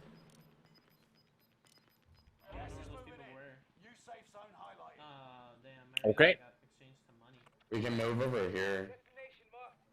Let's see if they can find a way to get another win. They've been consistent throughout the evening when it comes to total kills. That hasn't been a problem. No. They're technically across the map from us. But you don't want to be stuck here with the zone to your back like this. Having to go through all these buildings and still go a pretty hefty way to get into the next circle with not a lot of cover by the look of it based on where this map is. And they're going to try to wrap wall on. They've got a spot in mind of the foreshadowing going on with how they're trying to call their way through this, but this is still not a comfortable wrap, I have to imagine, as you just never know who's wrapping the opposite direction on you, and if you do, you have to be able to react quickly, because once again, there's just not a lot of terrain here to work off of to try to hide from a potential fight. And if you do run into a fight again, you know, you don't exactly have the refuge to run further behind, as the gas is quite literally on your rear end. Yeah, that's why I'm keeping rotating. So you really do have to pick and choose which fight you want to try to run through very, very cleanly. But one thing that Fisher have done throughout the entirety of the evening is always try to play for the slower side of the zone itself. But even, I want to say, typically earlier on in our first 2 hours, Alan, is that Schmalz was typically going rogue and doing their own thing. Now it seems that they've kind of fell back just to make sure that they can at least isolate these wins by any means necessary. Good shots here. Everyone's focused on getting the tee shots in to try to wipe this squad quickly, at least deal significant damage, as once again, the zone will start to push them further and further in. But Captrue's going on a route on the outside of the circle, maybe trying to find an angle, while Snap It and Schmalz keep locking down rotation, at least for now. By the way, watch out, Schmalz. We're good on our left. There's Captru in the comm saying they are sniping, so keep your nose to the ground there, friend. Cap, tell me when you need help. Yeah, they're sniping me. I gotta go. Like a dog? Sounds extremely uncomfortable. Like, yeah, like run across the ground with like your nose On that hill. on the ground itself. I don't know how dogs do it. They're amazing at their spatial awareness to their nose to ground. Oh my god. Late night thoughts of proper cast. We're gonna have to go left, trust. Ooh. Oh. Oh. This is nose to ground. This is what we're talking about. I mean, he made it across fine, but snapping at a replay back up to full. Cap Cruise is dead. The movement was nice, but now we're in a 2v-odd situation. I mean, you have more than enough cash to Smalls to go buy back his teammate, but there's no buyback in... Yeah, Cap is talking about it. I'll be in these kids. Alright, ready? Ooh, not bad, but not ideal with 6 total squads and a bunch of buildings kind of watching over the top of that buy station. I don't think that you play for the buy, necessarily. It would be a nice afterthought. What the fuck in the James Bond Mission Impossible am I seeing here? I agree. Could you imagine if James Bond and Tom Cruise from Mission Impossible joined forces? I imagine that it would look something like this, but then we'd have to get John Wick in there somewhere, too. Well, it's the interesting thing, though. If you think about Agent Hunt in Mission Impossible, he, like, doesn't... Like, a lot of the stuff that Mission Impossible does is non-violent. It's incapacitate your opponent, not neutralize your opponent. Have you ever gone back and like watched the Mission Impossible films? Yeah, but like, you know, I think that's where, you know, Tom Cruise and Keanu Reeves can get along just fine. Is that like, you know, you can... Huh? Oh, because they're opposites? Because John Wick killed everything in sight? Exactly. He's incapacitating them. Well, that's more stopping them. Fully. It's like Daredevil and Punisher, like getting along. It's like it's different means, but it's similar results. A lot of references in there. Bring out the violent tendencies of Tom Cruise. Actually, you know what? Never mind. I never want to see Tom Cruise mad like that. That sounds terrifying. He seems like a good guy. Like watching him do things like with James Corbin and stuff when they were doing the Top Gun promotions. He seems like he's a fun time. He also seems like he's a little crazy, but like in a good way, like in a fun way. He's that friend that's like, hey, what are you doing this weekend? I don't know, nothing. Why? Dude, I got 2 tickets. I got 2 tickets to go skydiving. What? Get this, please. Aw, weak. Yo, someone sniped at him, actually. Behind you, Polly, behind you. Be careful. Take a little update on the leaderboard here as we're about halfway through our 3rd hour. This is the 6 through 10 position. University of Illinois and the Illini make their way on. St. Mary's also getting into the mix. VCU still comfortably above the 8th place position, though, at the moment, and very tight to possibly getting into the top 5 as Northwood is just barely above them. Truck to your left, truck to your left. Top 5? Much of the same for the most part. Though Western, we haven't seen much of them here this evening. They find themselves currently in 4th, just a couple of points away from a top 3 finish. Yeah. They were a squad in the CCL that made a little bit of noise in the Canadian region. Big game bounty are both looking at it. Florida Gulf Coast trying to go back-to-back, but at the moment it's all Colorado State at the top. Team to our right, too. Team to our right, too. Seems that they might actually have a better 4th submission than Florida Gulf Coast. If not, I don't think that FGC have submitted a 4th game. They've been resting around like 219 points for a while now, but yeah, again, CSU, I think that's our continuous narrative, just wanting to see if they can finally break the mold. I mean, they're already qualified, sure, but I want to be able to get that 1st place prize. As KSU are looking to find their efforts into a winning form, running out of sniper bullets, running out of bullets just in general is beloved. So this is definitely a fight that you want to take. If you can isolate it, that'd be great, because you need some resources.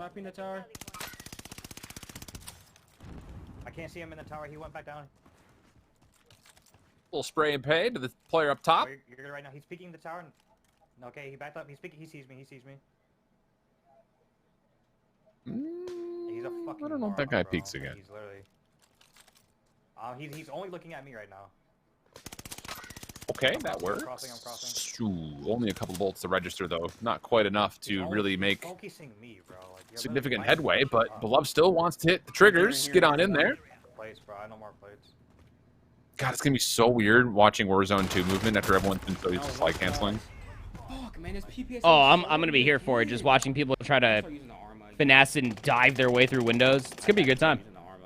Well, I guess so. I we should probably back up. You know, you've seen I'm sure all the leaks about not leaks, but the amount of videos people like breaking the movement and doing like dolphin dive cancels and slide cancels, and like both have to do with like the ability to mount, which obviously will not be enabled during the competitive multiplayer, but that will be a lot actually in Warzone. So, right, I guess there will still be the ability to do some movement. Yeah, we're gonna see some janky movement in Warzone too. Especially if like all those certain techs are, I guess, like those mechanics still exist come launch.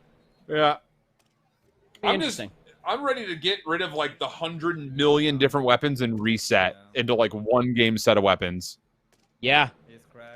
I just feel It so is so overwhelmed after hard. not playing Warzone for like even a month. Yeah. And then having to go through like so many different websites, or even shout out JGod for like telling me what I should be using.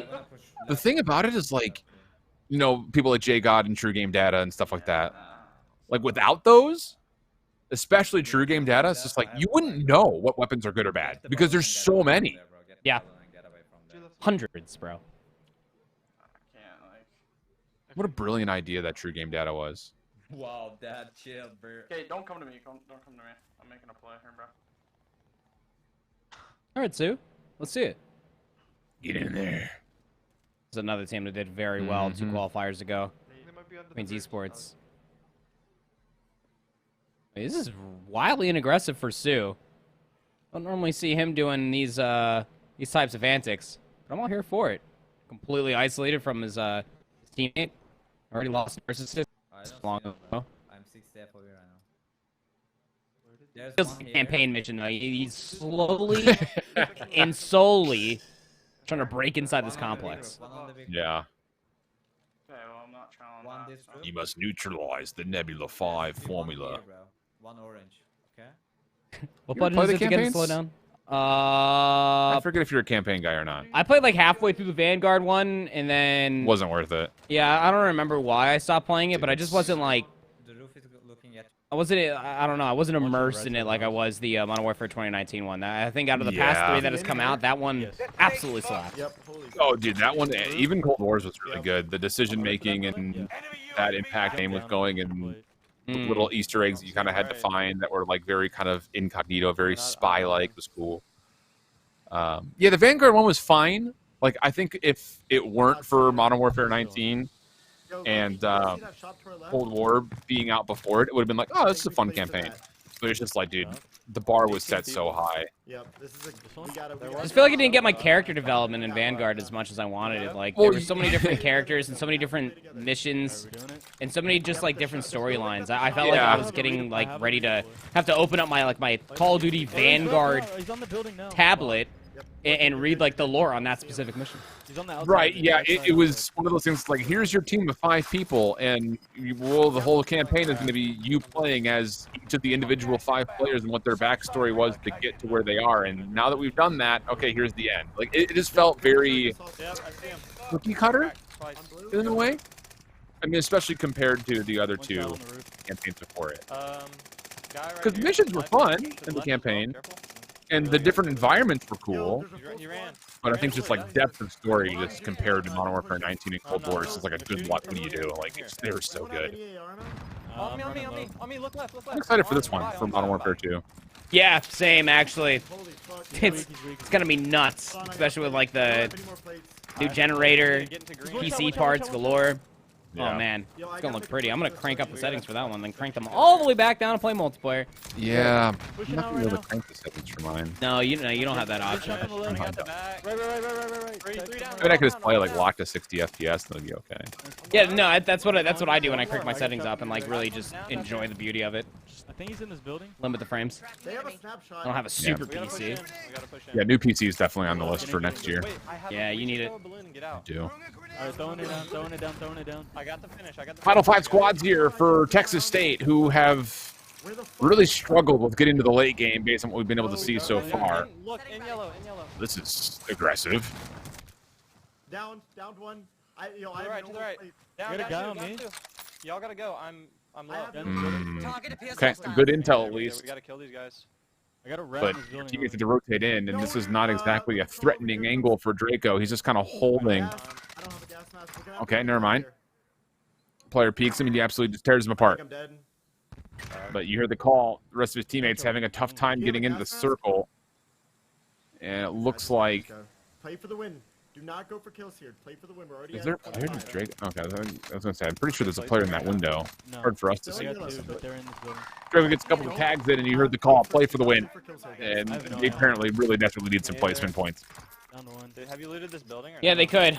I mean, these should be pretty easy pickings for Draco as they're coming across this this opening. Does find one. This guy's going for the res. But now I'm just questioning whether or not, like, where were the rest of his...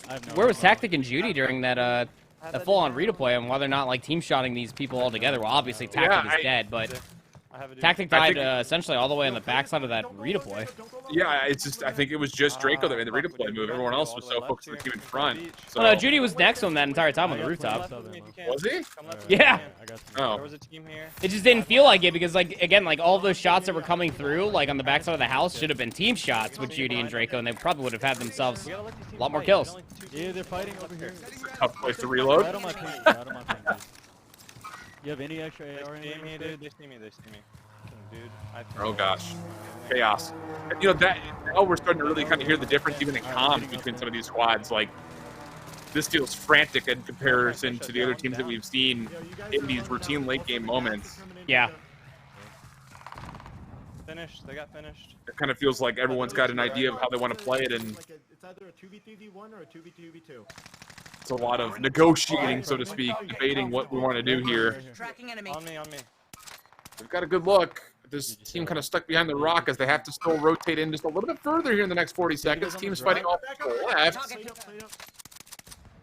See the nades going off. There's the team just to the left side of that rock. Oh shit, That's Judy over there, too. Yeah. Left. Oh, he's getting overwhelmed. Finish. 2v1. Got one. 2v1. There's players in between them. Give me a sec. I have to pop plates. Please just play live. He doesn't have a choice. He's like, got 12 more bullets left in his, yeah, his longer range weapon. With it, yep. He's gonna have to cut the distance. If Judy finds some good damage here, this is where Draco needs to pop that stim and just needs to get over there. Yeah, I agree. I only have 11 bullets. Nice. Let's go, baby. Fucking beautiful. Not needed. Fuck off me.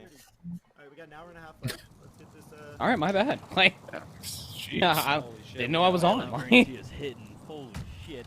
See, that's what I'm talking about, Alan. Hitting. Isn't green tea non-caffeinated though? Tea always has caffeine in it, no matter what. That's not true. It's absolutely mostly true. Good, man. I would just lay, like, for real. I wouldn't even stick my head up. I could have sworn green tea was non-caffeinated. A singular I don't know. Let's Somebody's see. probably gonna correct me. I'm pretty sure that green tea has caffeine. I'm looking it up right now. Don't worry. Either way, that green tea was hidden right there. Yeah, for sure. And Draco's Okay, feeling it. here are the 7 types of core teas that are naturally caffeine-free. Chamomile tea. Not a fan of chamomile tea. Buckwheat tea? I've never had buckwheat tea. Buckwheat tea? Yeah. What? Has a nutty sweet flavor and brews a golden yellow liquor. Interesting. Peppermint tea, very refreshing. Oh, yeah. Just go prone on that Hibiscus tea, ginger tea, Crossing to your left. rooibos Crossing to your tea, left. Team to your left. and black They just soybean crossed. tea. The That 7 is that open. came up on my Google search. You can get in this. Get in this. I trust Google. Ginger, peppermint, chamomile are the 3 that are mostly okay. Huh. Do you see them to the left? Look. I usually do Whatever the like heck black or buckwheat gray is. tea. Yeah. I don't normally do green tea. Nice. I have a nice ginger and lemon tea that I've been obsessed with. That sounds one more good. crossing. Oh, flames, free kills, brother, please. Better hope the technician 999 doesn't have a self revival. It doesn't matter. Flame's gonna take Does him not down. matter. These are good kills though. For Flames trying to clutch up this win. He's in a pretty solid position, especially if teams keep trying to rotate across this airfield. Dude, the LMG just between the hip fire we're getting out of the subs right now and just the ability just to hold down the trigger on LMGs with no kickback is crazy. This game's wild. Wait, look left really quick. I think I just saw. Okay. It's like all of the attachments plus mounting. Yeah, this thing isn't moving.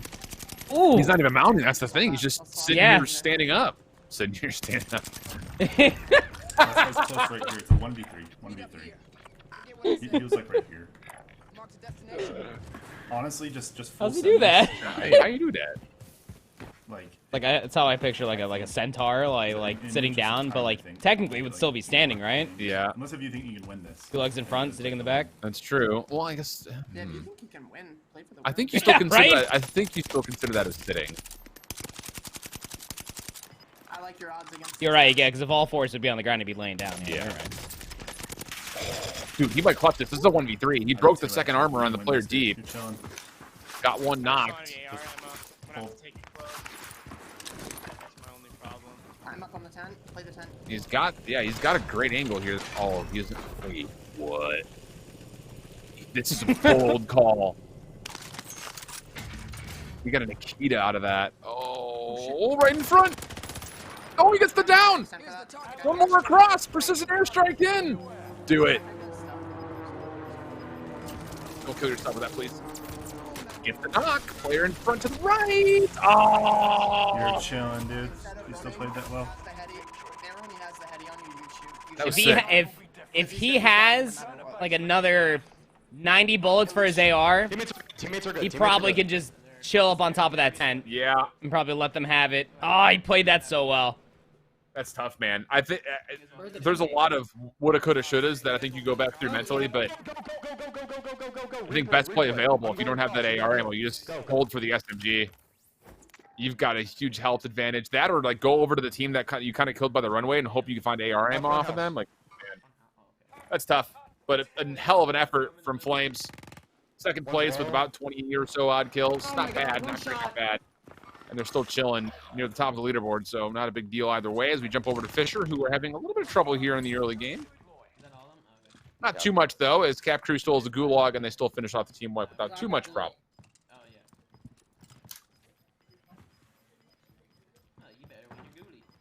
Fisher, Falcons A have had some distance kind of grown between them and even the top three as this hour has continued to progress. Florida Gulf Coast have still yet to submit a worthwhile score. I'm sure that their mid-games have not been going as well as they would once hope, but it's still CSU Rams, our alpha teams, chilling up at the top, about 259 total points. Fisher Falcons A. Am I good to land?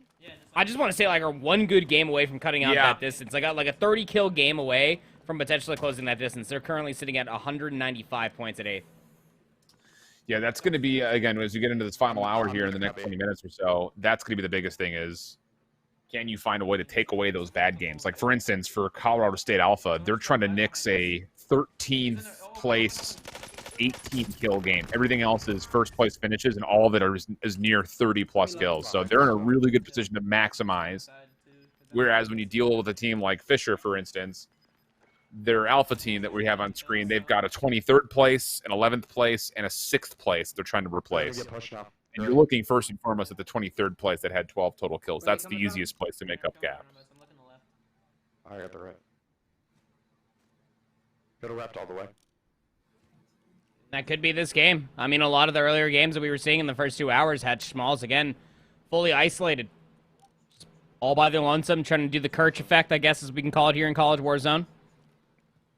But seemingly has changed up the pace now. They have been playing exclusively the edge of gas, even when it's closing in, just trying to find the free kills, trying to get themselves a lot of these free placement points. They're giving up a lot of kills across the entirety of the map, but so long as you can guarantee 26 kills with a W, I think that's a pretty surefire way of closing the distance. Yep, I think that, you know, again, you have to be thinking about the macro, you know, at this point in the tournament at all times, I feel like. And if that is aware and that's known, yeah, I think that's the exact right call. You know, get your 25-plus kill win. Give yourself your 5th good score and then try to replace that with the final couple of drops. Whereas, and I'm glad we have this second side-by-side for Florida Gulf Coast, their kill tallies have been incredible today. But they're missing a 5th submission still, and they also have a 13th place with 18 kills they're looking to get rid of. Because they have an 8th place with 31 kills, which isn't the greatest, but it's still a 42-point game, essentially. So they've got a lot of opportunity, and I think their macro call here is let's get another win to submit, because even if it's not a massive kill game, you've got a couple of bombshells in here. Like, a 47 kill and a 33 kill win is crazy. Actually, that was a second place. It wasn't even a win. But still, 94 and 61 points from those two games. That makes up the vast majority of their 220 total. So you just need to put a good 5th submission down, flat out. Yep. Yeah, maybe the call is like don't do the rogue play now. Let's just play for a win, and then we can try to chip away at our other. No, he's in a building. Yeah, but I feel like in a storage container. I mean, let's look at it. It's about quarter to the final hour. So you probably have enough time to maybe try that one more time, and you get a really good game rolling. And then that final game, you just drop in and you just play together, and you just powerhouse through the entire lobby, the best way you possibly can. I think that has to be the go for FGC, because I mean the way that they won last week was quite literally because Kirsch was doing that continuously throughout the entirety of the night. I don't know, man. It's just like, so they just submitted their 5th score. It was that game right there. 8th place, 28 kills. It only gave them 37 points. Like, I would rather see them get a 1st place with 20 kills. Let's say worst case scenario. That's still better total score-wise than almost 3 of their scores right now. So, like, again, I don't think you need 5 insane games. You've got 2 bombshell scorers. Right now, I think it's just get 25 plus a win, and that you might be able to do that. You should be able to do that just by playing as a full team. Like, I think that's where, you know, hey, we found a 94-point game. Nobody else has come close to that. That is win condition right there. That game. Down one. Finished. In this competitive format, like if they were playing up against Tommy Allman and Noobs and Flanked and Biffle and all those guys, then yeah, you have to play bombshell games all the time. Got him. Should be another team. Here. I don't know. I got a UAV. Oh, it's a solid argument. I can definitely see where you're coming from. I mean, better to drop a consistent last 2 games, because that's really all you would have for if you were able to go back to back like that. Maybe you could squeak out a 3rd, but you have to replace those games, because right now, as it does currently stand for FGC, with that last one that they just put in, they're still behind CSU. And even as it does currently stand, CSU can absolutely still have time to make up that one bad game and put them over that 300-point threshold. Yep. That's what I'm doing. We'll see. See how Fisher wants to finish off this game, though. 11 total teams left. Have to rotate pretty far to the northwest. But they've got a lot of high ground to parachute through, so they should be fine, no problem, to get into a good position.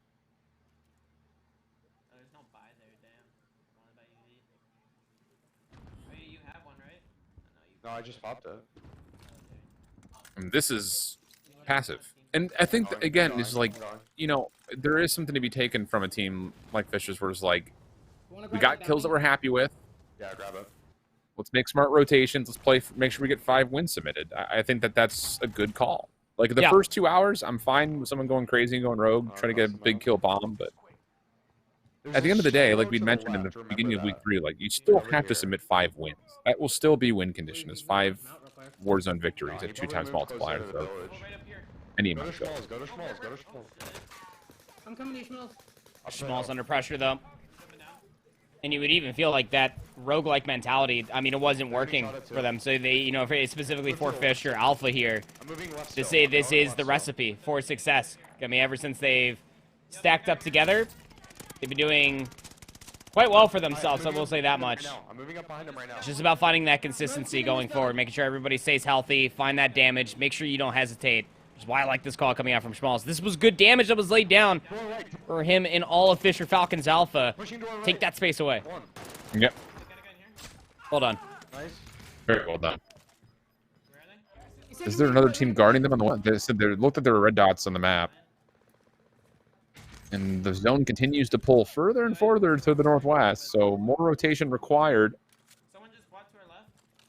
And yeah, I think you just try to get your way out of this village as fast as possible. Oh, that is a tough final circle. I got a cluster. You guys need ammo or no? No, I'm good. I need AR, but I should be fine. Just throws a box at him like, take it. You need AR ammo here. Take it. And y'all need this. I still use the same skin, just for the voice line. So I didn't earn any other skins. I believe that. Oh, I bought that skin. Did you? I thought it was one of those that came by default. No. I remember specifically buying. I was like just a dude, backwards hat, just a white tank top, in jeans, ready to take on Verdansk. That's the selling point for me right there. So I did. I consumed. I bought. Yeah, I know. I'm landing on the other hill. Oh boy. Truck coming up. This last circle is something different. Where are they? He went down. I think there's a cave there. Yeah, They're there's still somewhat moving together, and there is an entire cave system. Yeah, down I was there, about to so, I mean, say the amount of caverns, ravines. Yeah, I think there's like an underground cave. It's a weird final. I don't think I've ever seen a final circle in the map. there's just a lot of top down, but even that down is underground. Yeah. So it's like Back his teammate right there. you have to drop down and try to fish them all out the hard way, or just hope that they poke back up. Yeah. Smoke them out. Making a rave down there. Flashbangs, smoke grenades. I'm here for that. No, I'm not. That would be a terrible No. party to go to. No. I mean, the smoke machines are one thing, but like, I don't enjoy being blinded while I'm out. Yeah. Possible side effects this party include shortness of breath, deafness. Hello. You show up with. Oh, hey. We are not Saw the him, I only hope. person up here. He did. He had to have. Yeah. Yeah, he did. Okay. Oh, yeah, they're doing the exact same thing to one another. So you have to rotate away from that high ground, but so does the player that was in front of you. Again, there's still so much in between all of these teams, and this is why there's so many players to live. How do you find players in this zone? I got one. Houses, corners, underground passageways, rock faces. There's so many different places to be hiding, but again, this is where you cannot exemplify hesitation. You need to be able to showcase discipline and then absolutely pounce on the damage that is being set in. That's exactly what Schmalz's idea is. Even drawing a little bit outside the lines. There's the cleanup. Well done. Breaks the camera for the second as well. Going to be able to get themselves a nice little squad wipe here, our Fisher Falcons. This kid's got some nice movement, dude. I'm excited to see him during the regular CCL here. Me too.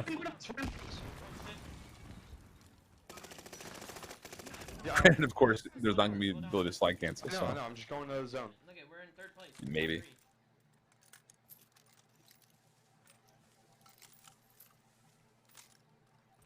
there a good spot to sit in? Well, 3 teams, 7 players.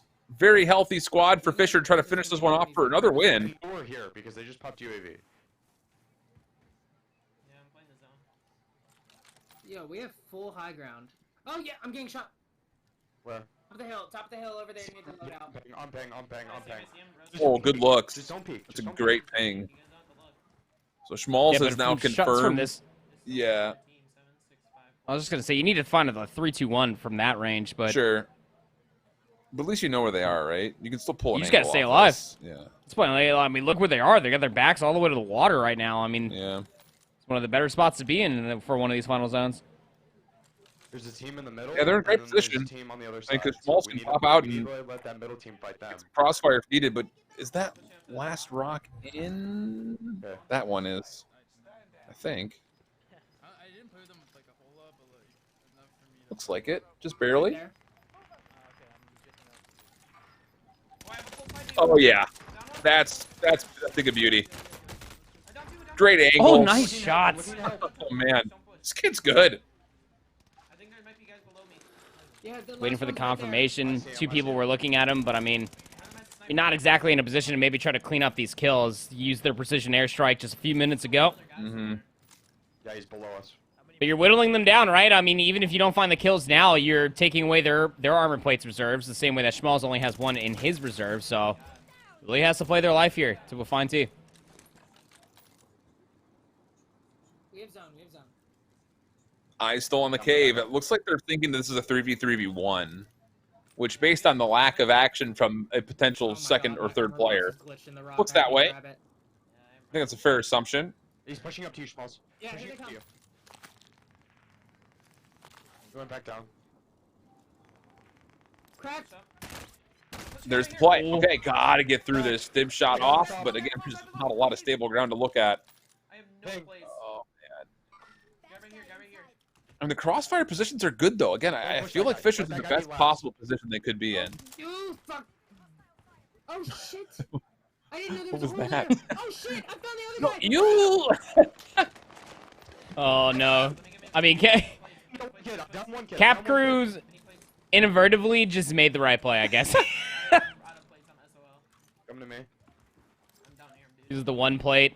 Snapping is the only one that has any in reserve. Schmalz came rushing over here trying to get some. But it seems like that fallen enemy only had one. So now you got to take your turn. 3v3 we go. But not exactly a healthy look for Fisher. Dude, look at this Indiana Jones finish, dude, with these small little bridgeways. Snapping will drop. Not great news for this 3v3. He does have self-revive. Should be able to get this off, no problem. What happens to the circle? Oh, this is just RNG. Oh, they both have to rotate evenly. But it's a gold gas mask. I don't hate the idea of Schmalz going out of the zone to wrap safely. He doesn't have any armor plates, so he's got to do this really quickly. There's the gas mask. Down. Cap Crew's going to get it down while this is all occurring. Armor plates picked up, and he's got zone. What a smart rotation. Oh, they're even calling out the redeploy as well. This should be fish in a barrel or in the sky as it may be.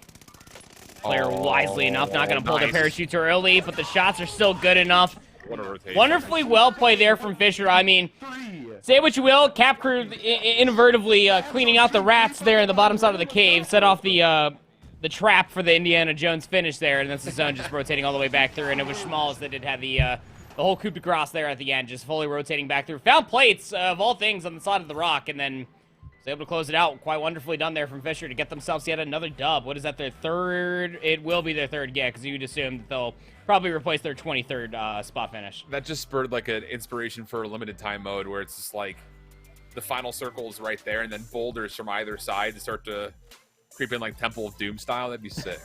Here for that. But with that, we conclude our third hour worth of action, which means it's pretty much do or die time here. The final moments will be coming up on the backside of this break. Before we go, though, I want to again give shout outs to the America's Navy. And you can, of course, find out more about America's Navy, what they're doing both in the esports initiatives as well as what they can provide for you educationally and as a career path by checking things out at Navy.com for more information. Also, their social media platforms is at America's Navy at just about everything.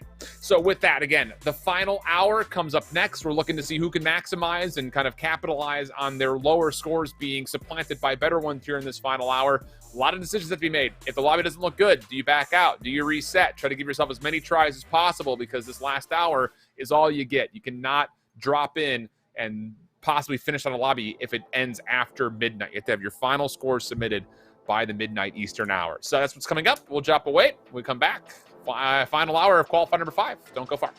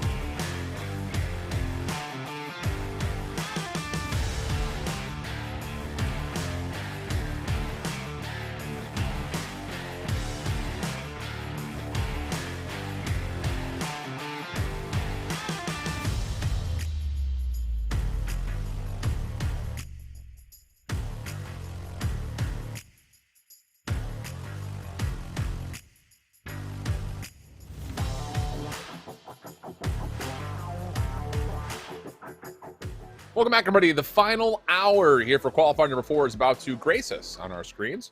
And we've got a look at the leaderboard with, again, some pretty hefty tallies being thrown around this week. Again, it took a while, but our teams are really starting to get a hang of what this kill race format looks like. 280 points for Colorado State, currently on top of the leaderboard. Florida Gulf Coast just behind them. Well, I say just behind them. They're good, almost 30 points behind them. And really, it's just kind of a battle for third at the moment. As well, I guess battle for second if you look at kind of the point distribution between second and really seventh. A lot of teams that could still make their way in. But proper, we keep talking about this final hour. Just about every single team has submitted at least 5 games that are in this top 10. It's just about now putting yourself in a position to take away your 20th place finishes or your 15th place finishes, whatever you kind of missed out on in those first 3 hours.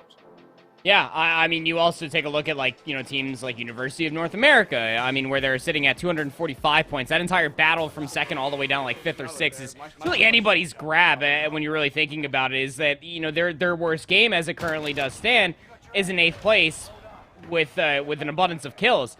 So it pretty much just comes down to, sticking to the true game plan, making sure they're getting those top 3s with about 20-plus kills is what they're averaging. Their best game was their first, with 39 total kills plus a W. So it's just about trying to find that here at the late nights of the hour. A team that we have not talked about much at all throughout this qualifier, have not even popped up on our screen, are actually the Fighting Illini, who have been having a rough go of things, I would say, throughout the entirety of the day. They have back-to-back 18s. They do have that one dub with 35 kills, but have still been putting up impressive numbers even in their top 5 losses. Yeah, that's a good point. It can be difficult to be consistent in lobbies that look like this. Yeah. But for the Illini, once again in trouble. Just Capo left alive as Shufi and, does that say Tito? I think that says Tito. They're both down, asking for buybacks, which Capo cannot provide because he's got no money in the bank. Good shots. Oh, where did that guy go? Oh, almost hit the double up. Not going to work out. And the Illini will go back to lobby to try again. 14 kills for Capo. Tough one to bail off on. Yeah, it really is. But, now is better time than any as we were down to the final hour. You really feel like that if you make it all the way to the final ends of a Warzone lobby, that within its own self could take anywhere from about 30 to 40 minutes. So, probably better to get yourself going in the next lobby the best way you possibly, or as quickly as you possibly can. As here is your current #1 team, the CSU Rams. They have more second-place finishes throughout the entirety of these qualifiers than I can count on one hand. That's a lie, but they are the Silver Surfers leading up into this qualifier number 5. And even for them, too, you can play this as slow as you like. You can play this as aggressive as you like. You know that the margin as far as what you've built from yourself going down to second place is one good game away from being replaced from FGC. So just continue to play the game, right? Just play within an arm's length of each other. Obviously, you would love to have Flames back here, but both Staka and Snowy have been more than adequate at showing us that they can absolutely take down a multitude of players when they come running at them. So for Colorado State, what are they trying to replace? That's the real question here. Let's see if I can find them real quick on the Probably board. their second place with 24 kills. What is that? 24 kills? Yeah. And we're hearing from production. Did the math? They're currently on 29 kills. So yes, this would be an improvement. It would get them. Well, it would get them over the. Would it get them over the 300-point threshold? Let me do math. Let's say they get 30 kills and a win 60. It's an extra 20 point. Yeah, sure would. Put them at 302 if they finish with 30 kills and a win. What are these guys looking at? What is the... just rolled up to? Did you? They were just crab walking across the bottom of the hill, bro. What? That looked like some military insertion hardcore players are just like, oh, they almost got it with the prox mine. Could you imagine? It's like that. It's the one dude. So those guys were in the campaign mission. Staka was the enemy on the hardest difficulty, just getting on with the flank. Just watching you just slow roll your way. Nice shot. Staka is on a warpath, but loses their teammate. Doesn't even matter. The Semtex is that good. Staka will find himself 13 kills in this game alone. That is an absolute heater. That is obviously going to replace that game that we were just talking about. Second place for 24. Yeah, we'll see you over 300 points. Comfortable positions. Very much so. We drop over to Queen's University, who are also in a pretty solid spot. They are trying to replace... Whoa, they don't even have... Wait a second. They've got 151 points, and they've only submitted 3 scores. Only one of them is a win. Yeah. There's guys pushing us from on top of the hill. So these guys are looking for 10-point submissions. finishes. I mean... Yeah. They're holding back, obviously, some submissions because they want to be able to submit wins. I'm sure of it. Because there's no way in the allotted time from when we started this that you only have 3 games that are worth submitting. I truly do believe that. If you can squeeze out 2 wins within this final hour, that's probably what Queens Esports is looking to do. So give me your money. So give me your money. Yeah, absolutely the case. Like, That's just... The fact of the matter is, like, you put together another 2 solid submissions, you're up in the running. For at least top 5. Probably. But we'll see. He's in the house. He's in the house. Little update from our boy Son of Paint. Colorado State Alpha and Fisher Alpha both have 3 games of the first place finish. Outside of them, only a tiny handful of teams even have 2 first place finish submissions. So that's a solid little statistical shout out from our boy Son of Paint. Why'd you say it like that? I don't know. Some demons on this Monday night then.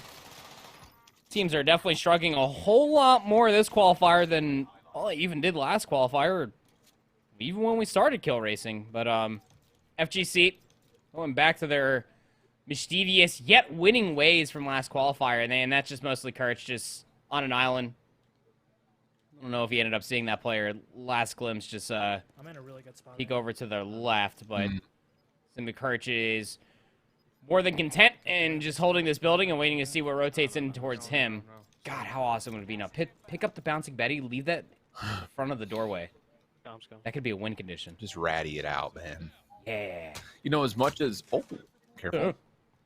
As much as obviously people had a lot to say about World Series of Warzone and, you know, no GAs, anything is fair game. I love a little bit of the chaos and the explosives that could come through, like Claymores and prox mines and stuff like that, just for the funds. I'm saying, pick up the bazooka. Stop being cowards. Well, see someone just rolling through in an SUV? Nah, hit him with the bazooka. Why'd you say that like that? I don't know. I just want to see it, man. The same thing like when we go back and like we were casting like season 1 of Warzone, dude. Like every single time, I bet you like most competitors hated us because we always wished for them to get throwing knives and fisticuffs or crossbows. Yep. Yeah, I saw one Joker kill on stream once. It was sick. It was like across the map too. It was so dope. Yeah, we saw him. I was casting. It was the first time I casted with Goj, and it was a kill race tournament, I think. And someone picked up a Joker and saw a helicopter like way off in the distance. Like it just barely locked on. He's like, "I'll just throw this out there, whatever." And literally like 60 seconds later, he got the Joker kill. It took so long to hit. It was crazy. No sense on being in a house by yourself. Might as well put the trophy system in the chair. All right. Let me tell you a story about a bridge. Yeah, the bouncing Betty. Let's go. That chair is promptly slumped on that armrest, though. That's the type of trophy system that just got back from a hard day's worth of blocking nades.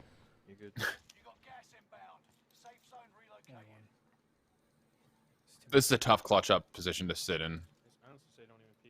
Unless that guy just wants to stand still. Holy free eliminations. What is this lobby? What are these lobbies, bro? Paid actors. All of them. I don't even know if they're getting paid. You guys are getting paid? That's a good movie. Jennifer Aniston doesn't miss. I don't think there's a movie that Jennifer Aniston's been in that I'm just like, meh.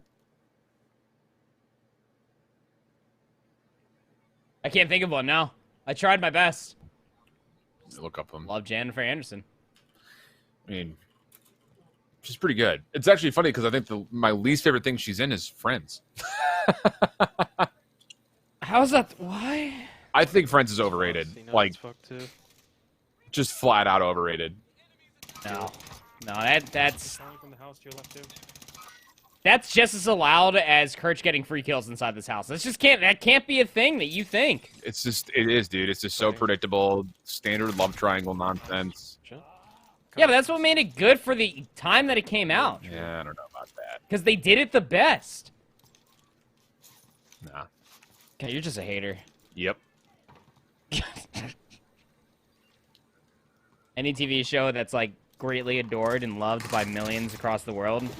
Shit Wait. hates it. Oh, dude, if he gets that burn around the doorway, that would have been massive. That would have been sick. Well, that's not going to be good enough for FGC. I got screenshots. 28, 34, 34 with a third. Was that? I mean, kills are good, but obviously, Actually, that is actually they're gonna replaceable, use yeah. it. Yeah, they're gonna use it. Yeah. I don't know why I forgot that they had that 13th. Yeah, they had a couple of low game placements in one. there. That's gonna work out for them. Whole team. Down Over one. to University of North America. Oh my, spray down. Three. That's got to feel fun. That's one of those moments. It's like, yeah, we're done. Let's go. And see, that right there, that belongs in a trailer. That's how fun that was. Yeah. He's cracked. All right, let's see. Let's go all the way back to the beginning here. Let's see what. You're still on this? I had to pull up the IMDb. Yeah, I got one. Wait, Okay, she alright. was in the original Quantum Leap TV series. You see they're remaking that? Yeah, I did, actually. That original Quantum Leap series was actually dope. It was a dope show. That'd be I'm super stoked to watch that a year after it fully releases. That's Okay, just these how are I all watch TV. things. TV. She was in a movie called She's the One. Don't know that. Picture Perfect? No, not Pitch Perfect. Anna Kendrick. She's great in that. Okay, so here we go. The first movie that I recognize her from is Office Space. Banger. So we'll go from there. Office Space. Oh, I forgot she was in Rockstar. Did you ever watch Rockstar? It was kind of a one-off movie. It's Mark Wahlberg. I might have. It was like Oh, just no. as Mark Wahlberg. It was like that's probably one of Mark Wahlberg's like first movies outside of Marky Mark and the Funky Bunch. I feel like you're the type of guy that if, like, say we were like in our 60s now, 70s, you'd be the type of guy that would like go over you go over your grandparents' house and you just have like 10 racks full of DVDs. I still have But, my like, DVD not rack like a from whole- college. Oh god. I don't know how many of them actually have DVDs So on in them. brand. But You have any old Blockbuster blocks? no. Oh man. She was in a movie called The Good Girl with Zooey Deschanel and Jake Gyllenhaal. Wait, what is this? And John C. Reilly. Wait, what? What a cast.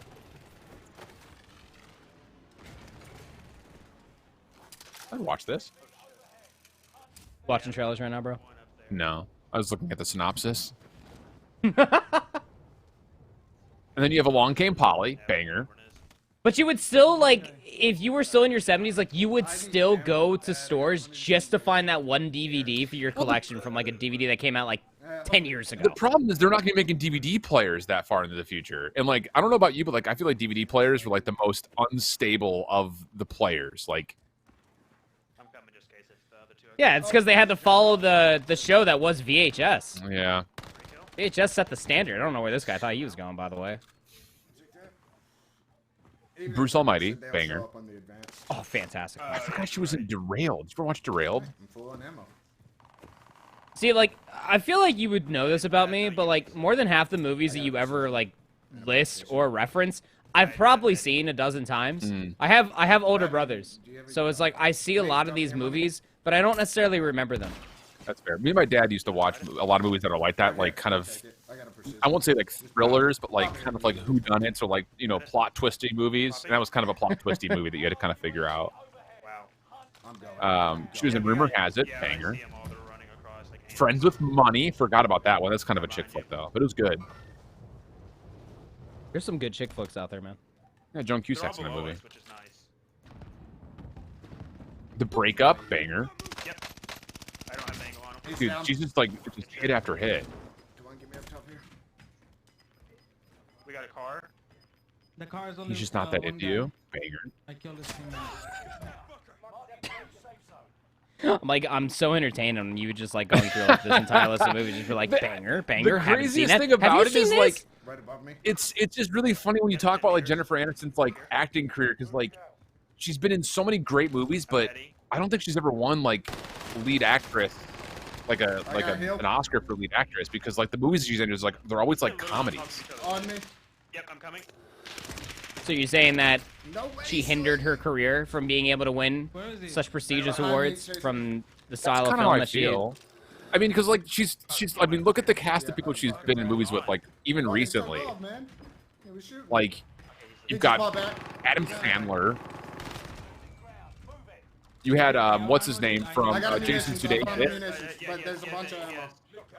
From whatever that movie was called. Why can't I think of it? Landing in. Enemy soldier nearby. Yep, look. Right on. It's just like, you know, comedy. We're the Millers. That's it. They just gifted that to us. That's team wipe. Boys, we cannot lose this lobby. We need to play it very. I don't know. I mean, like at that point where I'm just like almost made billions of dollars off a movie, I think I'd be okay with not winning an award. Yeah, it's just like, you know, and I think we had this conversation when you were over once before. We were like, if you were to go down the list of like who are the actors and actresses of our generation, like I feel like it's pretty easy to pick actors of our generation because you've got if Tom Hanks is too old for you, you've got Leonardo DiCaprio. It's like clear, like duh. I said don't be suspicious. No, they're shooting at me. Auburn's don't be suspicious. Don't be suspicious. He's been sitting here just having as much fun as you going through IMDb pages. Like he's on a 14 tear. Yeah, no, he's going crazy right now. It's just like, what do you want us to say? Like he's frying these kids. He's playing with Batman. Like of course he'd be frying. It's Batman. It's Batman. I'm Batman. I'm Spider-Man. Oh, what? You know that YouTube series, Alan? Batman, Spider-Man. Unless that was that wasn't a College Humor series, was it? Oh, hello. I don't know. No way! No! Auburn! That kid needs to reconsider what his gaming hobbies look like because, golly. This is a happy moment to be in the gulag right here. Auburn absolutely just put that poor fella on a poster. And this is just before the gulag closes as well, by the way, so... Timely. Very timely. He may just get out for free. And Mink, I think just... Oh, no, Mink is still battling. Oh, this is actually more... This is... Dude, he gets an Arma if he wins this, which is fightable. And it's an extra kill. Put him on 17. Oh, dude, he had Batman in the rafters too, bro. I had no idea what was going on, dude. Jennifer Aniston starring in this movie because it's a banger.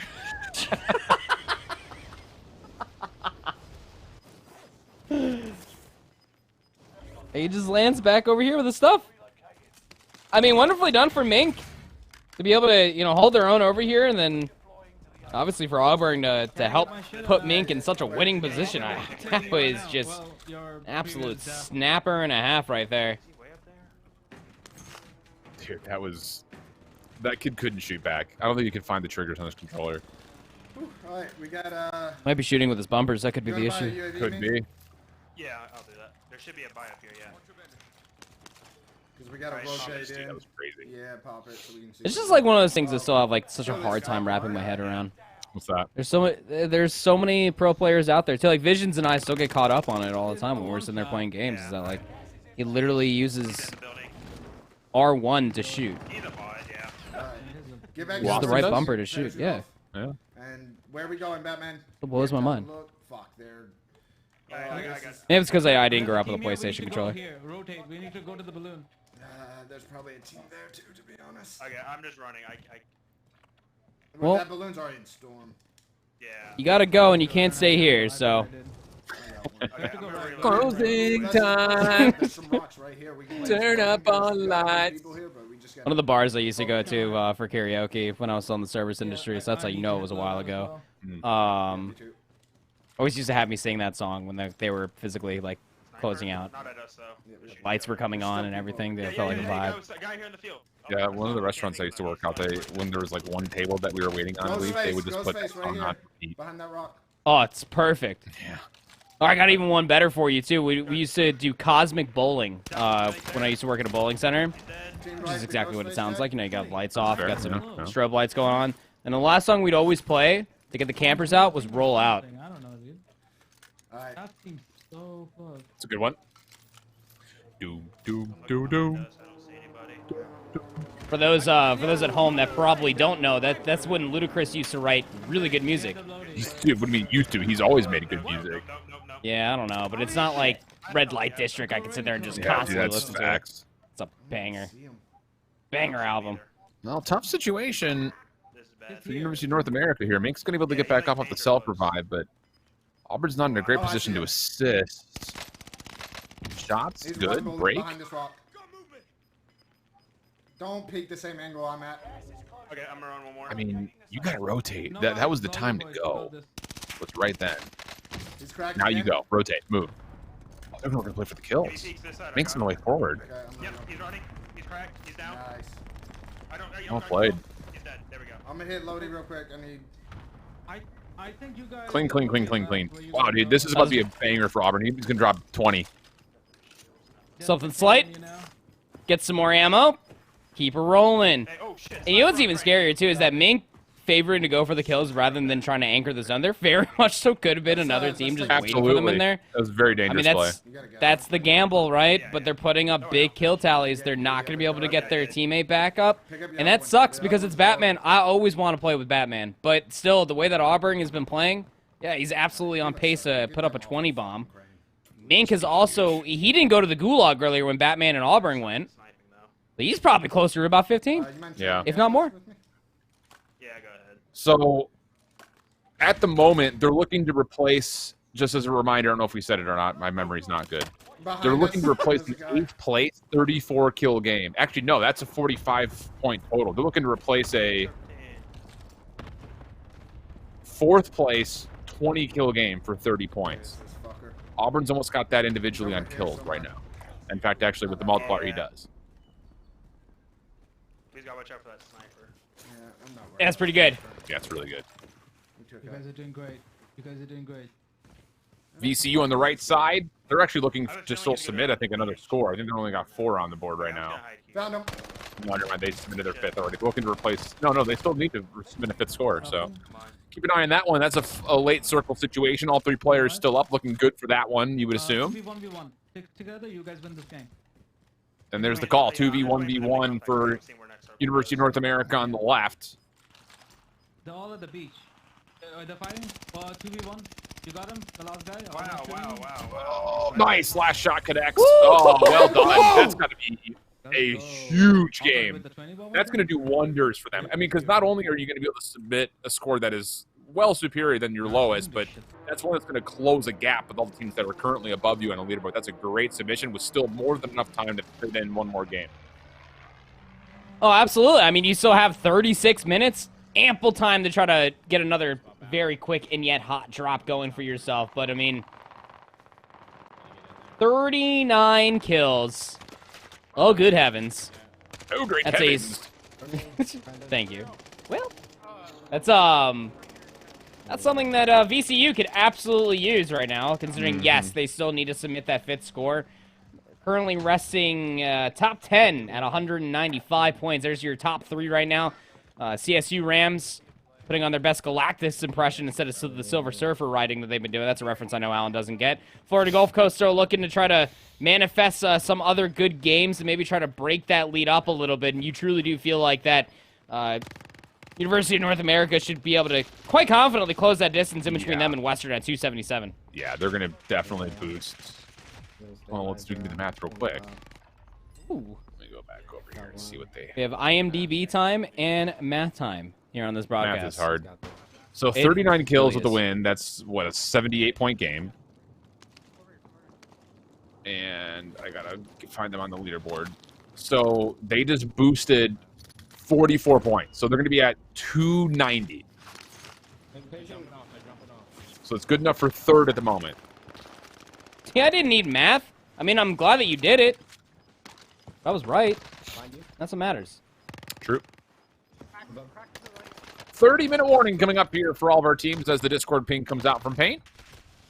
And we see VCU getting to work to finish off this final lobby that they, or not final lobby, but at least this lobby that they're in right now. Just need to find one more player, I believe. You hear the call that player has been cracked out. Not in the good way. No, it's a 2. Okay, it was a 2v1v1 situation, I guess. So now I just got to find one more. There he is. Bing bong. Wow. That's another big one. That's a huge final submission for VCU.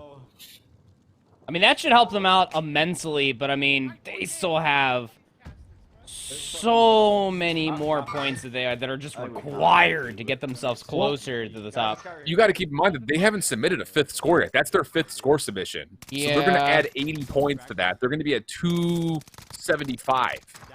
Yeah, but to win, you still need to be able to get like maybe one more good game in there because they have their 15th place, which you would feel like is going to be their 26 points. Yep. That, I mean, and the ability to go from 275 to over 300. So you need to put together a 25 kill win to get to 50 points, and that'll give you an extra 25 points to get you. So Dragon and User just need to stay alive, and Blue just needs to continue to go crazy. Well, I mean, the thing about it, you know, looking at the numbers, like the total kills, yeah, Blue's going crazy. But, like, Dragon's putting up some solid kills in comparison to the rest of the field. User's not having... Yeah, he had 11 there. Yeah, User's not having a great... No, that was game 4. That wasn't even in their 5th submission yet. He had 11 in their 4th submission. Did he have 11 in that one, too? I'm pretty sure he just had 11. Okay, sick. So that's another one that they can, you know, look at him, and that'll help boost. So, I mean, and that is good in comparison to the other players that are out there. You know, the average right now is sitting around... I don't know, for the top teams around 30 kills per player, at least on average. So yeah, if you're sitting around that point, no problem. Oh. Groove just wishing that he had maybe an extra inch of height. Probably would have been able to get over top of that railing, but... Yeah, let's get across mine. Those are snipers up on the Third time's a charm, get some armor plates. Here for it. Trojans are slowly encroaching their way. You can see them right there just resting at about 212 points. Still some work to be done here in the final 32 minutes. Yep. Wow. Okay, tight game at the top. There's the look, 293, yeah. So knocking at the door, Colorado State. Florida Gulf Coast in the mix. VCU also up there. Western, haven't seen any of them yet this evening, but they're still putting together some solid games as well. So that top 5, very close. Again, it's only first place that gets payout here for these qualifiers, but it's the top 3 that get automatic qualification bids to playoffs in the first place.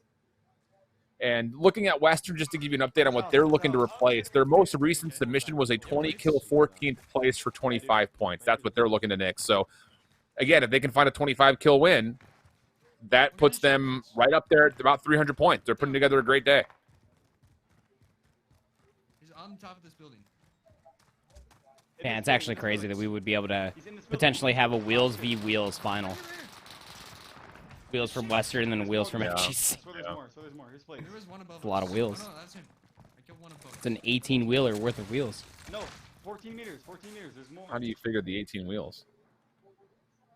Well, I figured, you know, each individual 4 wheels is obviously poor. They didn't specify the girth of the wheel, so you know it could be 18.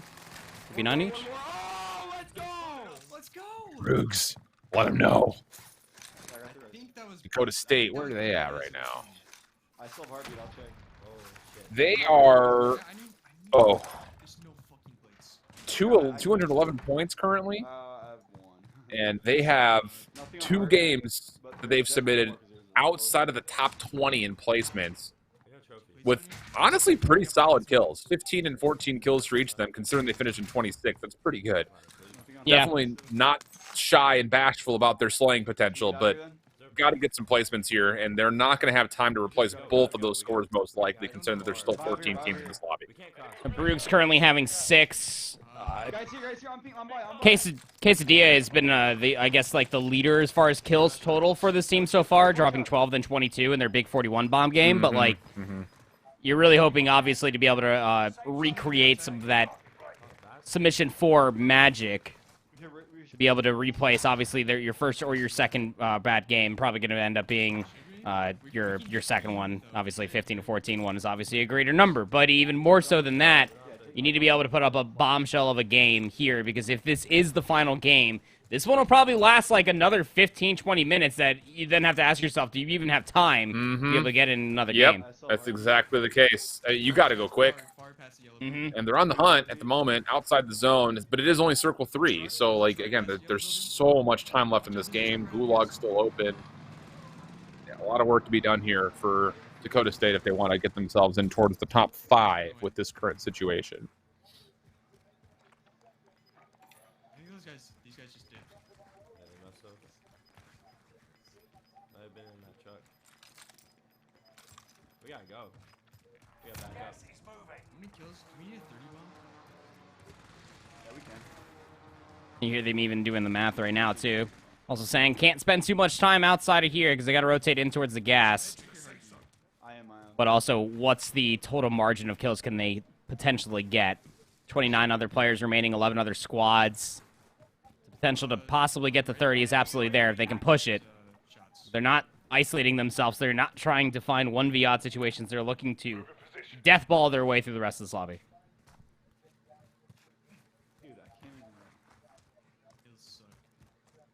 Yeah, this is one of those games that... Yeah. They're from Pete. Oh my, look at this. Cracked one. It's like... Left the loot. Downed him. It's like one of those, you've seen those pictures from, like, New Mexico where they've got, like, all the hot air balloons festivals? But they're people? But they're people. That got, dark very fast. You're welcome. Unless you're at, like, a parachute retreat, which I don't even... Do those exist? I know they have kite retreats where you get to bring your kites. I imagine they do. Yeah. I recently learned that there is a place not too far from where I'm at down here, a little further south in between the border of North and South Carolina, that is like the go-to spot for whitewater rafting. I had no idea. The go-to spot? Like one of the go-to spots, like in the world. Like in the world, they come for whitewater rafting. What? Yeah, it's this place called the Narrows. It's like one of the more sought-after routes in whitewater rafting. It's pretty crazy. I think one of our mutual friends actually went there a couple months ago, actually. Oh, yeah? He was talking about why water rafting isn't exactly my shtick, but it seems that staying alive might not be Bruggs' shtick for much longer. Yeah, tough. Has 2 armor plates, loses his teammates. However, one of them still has a gulag, so I mean, this game, this heater that they've been building for themselves could very much still be in play as Bruggs is still up here fighting for his life. He has to win this fight because you have to bank that your teammate's going to win his gulag, and then you can drop up here and get a weapon loadout and keep going. Because if Bruggs falls and has to go to his own gulag, then you're in trouble, because then you're playing full reset from here on out. But Bruggs able to take down another 7th kill for him. Did not look like there's a team wipe that showed up in the kill feed, though, so I think he's still looking for one. And the problem with this is, yeah, he got the kills, but his teammate hasn't gotten through the gulag yet, and the zone will put this out of play. So once more, Bruggs kind of has to go hero mode and try to create some opportunities for his teammates to get back into the action, because you need to have this. I mean, if for some reason Bruggs dies here, or Yeezus loses his gulag, he might have to consider backing out and trying to go again. Yeah, no, I couldn't agree more. Because, I mean, now, especially with your senses tingling that other player probably rotated parallel to you, that 2 wads of cash were mischievously laid down in front. I was expecting a whole sniper shot to come through. But anyway, if you find that one kill of the one player that seemingly eluded Bruggs, then Yeezus can drop back down and maybe take their loadout. But it seems that Bruggs has completely lost where this guy is located at. Finds him now.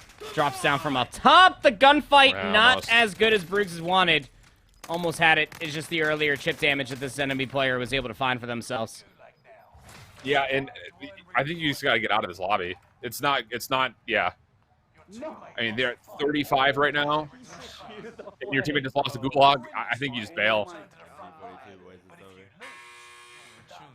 Because it's just going to take way too long to get everyone back into fighting condition. And the kill tally right now is not bad, but it's not great either. It's kill number 8. I don't know. Do they make the call? I don't think it's going to be good enough. I don't know. Yeah, because, I mean, from here, where do you go? You have to drop. You have to wait a minute. Yeah, you need to start taking gunfights. Yeah, that's the call back out. I think our feed just froze. There, well, Okay, something alright. happened. Like, you're gonna have to try and survive it. Texas State, not a lot of smiles there, as Draco has seen his team in the gulag more than he, I'm sure, would care to see. Yeah. Tactics loses his gulag as well. This is looking like another one of those lobbies that, I mean, for Texas State, they're really not in the running, unfortunately, for him. But enjoy the last couple of moments, I suppose, in Qualifier 5, and hopefully, you know, I think the biggest thing, you know, when we noticed and we were talking, or rather listening to them talk, was like, it was just a little bit too much chaos at the end. I think someone's got to step up and be an IGL and just make a call. You know, if everyone's got an idea and none of them seem terrible, someone just has to be that, you know, designated vocal leader and say, okay, cool, we're going to do this. Like, you have to start to buy into it. There was too much conversation, and I think the mid-game has been a problem, but even listening to what they're doing in the late game, it has not felt clean like the other teams have. Yeah, no, I couldn't agree more. I mean, even when it comes down to pubs or kill racing type of tournaments, like, you do need to have clear comms, because then it kind of forces a nature, if you will, of just doing before you're thinking, and it always puts yourself in a really, really tough situation. And that situation, more often than not, will probably leave your team a man short, and will probably be the difference in between you getting third place or first place, where it's absolutely crucial.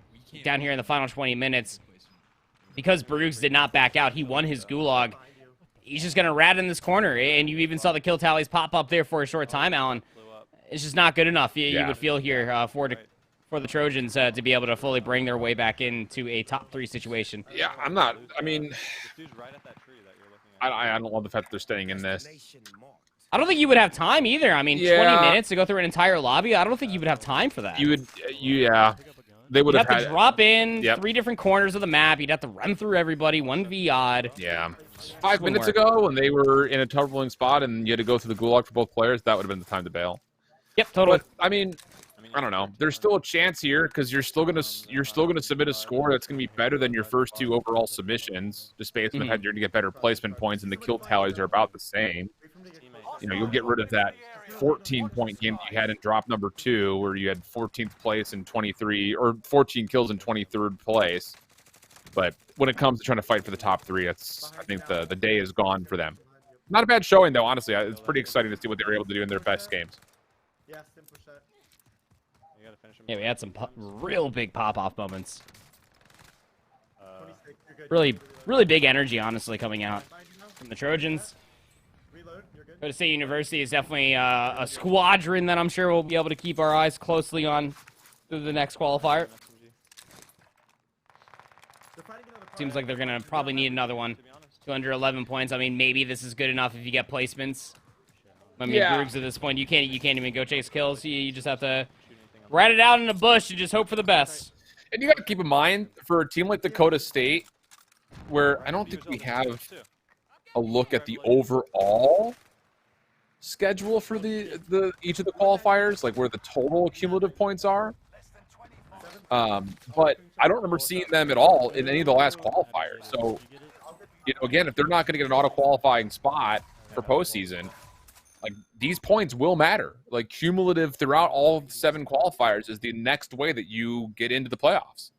So even though it's not going to feel great to watch yourself fail out on this last lobby from possibly getting into the top 5, these are still great points as a team that has not been on our radar yet.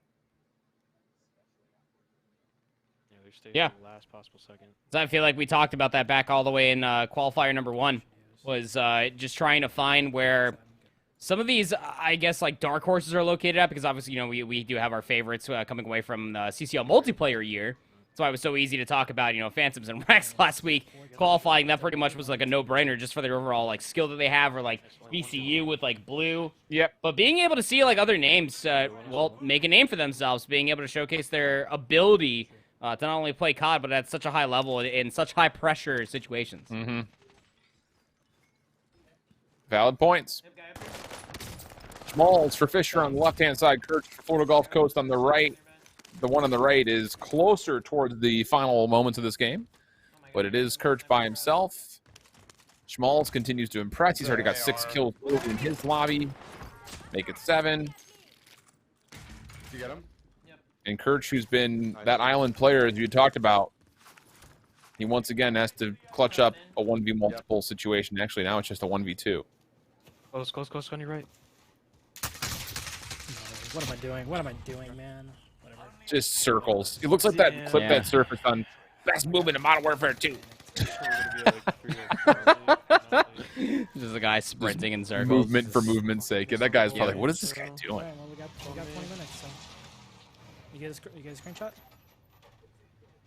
Right. Yeah, they're talking about it too. You got 20 minutes. Just get the screenshot. You are more than likely not going to get a full game worth of Warzone in 19 minutes. So what would that replace for them? One of their 8th place games? Probably their 8th place for 28 kills, I assume. Yeah. That'll get them over 300 points. But is it enough to get them over 300 points? 305 points, because Colorado State still holds that. Kills, and we haven't hit multiplier yet, so only 12 points. Oh, when North America actually takes them over. Slightly. For now. Yeah. Florida Gulf Coast will jump them here in a second. Yeah, just by that one replacement. Mm-hmm. Fisher, though, I mean, it's possible, I think. I haven't done the full math, but I mean, placing a 27-point game with an absolute heater. They have 2 70s, a 50. And 29. Yeah, it's doable. Yeah, it's doable. Oh, that's tough. That's not gonna help. I mean, it's just they've got cash to bring him back. We just came from. He's like right on my body. He's literally still on his body, just looting, shopping. If you can buy me back quick, right there. Yeah, just snag him. Okay, if I'd run over there, you can easily kill him. Okay. Let's see here. I still don't think we've seen a team report 5 wins on the day. The only one close to doing that right now, I think, is Colorado State. They've got 4 of their 5 are first place multipliers. The other is a 27 kill second place game. Not seeing. Yeah, I think they're the only one. I just scrolling through all of it. I don't see anybody else with a substantial amount of ones in their placement column. Yeah, it would have to be in the top 3, and we know that obviously Florida Gulf Coast hasn't. Oh my God, you know that University of North America hasn't. So. Bait him. Right here. He's trying to chase me. Where is it? Oh, the call here. Call your life, bait him. Maybe just get the job done yourself. Oh. Flying ends that. Oh. Dude, I'm telling you, I'm excited to see this Fisher team play in the CCL in the multiplayer. Yeah, I mean, it's so hard to gauge like the entirety of them, but I mean, Schmalz's movement plus his shot has been absolutely electric. He's making great decisions with his stunt and utility too.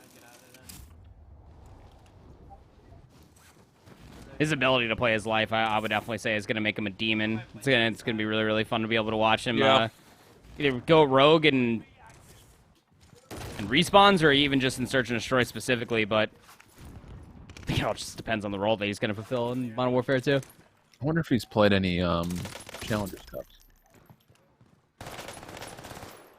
Oh my! Get push that. Yeah, get that guy. Got 2 plates. Good son. Oh! That's real tough. Truly. Got the first, but couldn't get Snoop Dogg. I'm wondering if this is him. Wow. Just did a quick COD Gamepedia search. He played in Cup number 10 in the Cold War season. If it's him, he finished top 64 with players I'd never heard of before. Would be impressive if that's the case, though. I would say just watching the movement in the shot, that's something that I would expect from at least a top 64 Challengers player, though. I mean, obviously not the same venue, but... What the Western? Dude. Wait, what did they just replace? They replaced Colorado State and Florida Gulf... Oh, what did they replace? Yeah, I'm just going back and looking at They had that one game that was only like 15 points. Remember when I said they needed to get like a 30-point win? It would have given them 30 extra points. They had a 40-point win, I think, that just replaced it. Yep, I see that now.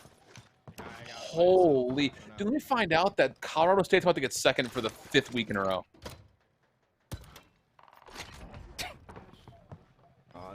Silver Surfer, look, it's not a name. It's a lifestyle. Because it's been every week, right? Every week they've been in second place. Yeah. These guys can't catch a break. Got the guy with the chinga. He's still on the VCU still trying to fight for a top 3. I don't know what was just said. University of North America now all of a sudden have to turn this into a win as well. And well, on the left-hand side, at least they're in, I think it's 5 squads remaining. Oh, it's so fuzzy. Understood. You know what time it is. 6 teams remaining. Okay. Won't be 14 minutes long. Johnny boy. We got enough for... Still very doable to close out this game, but I mean, for University of North America, what do we got here? I'm dropping munitions. It'd have to be a really, really good game. Yeah, it really riddled would. with kills.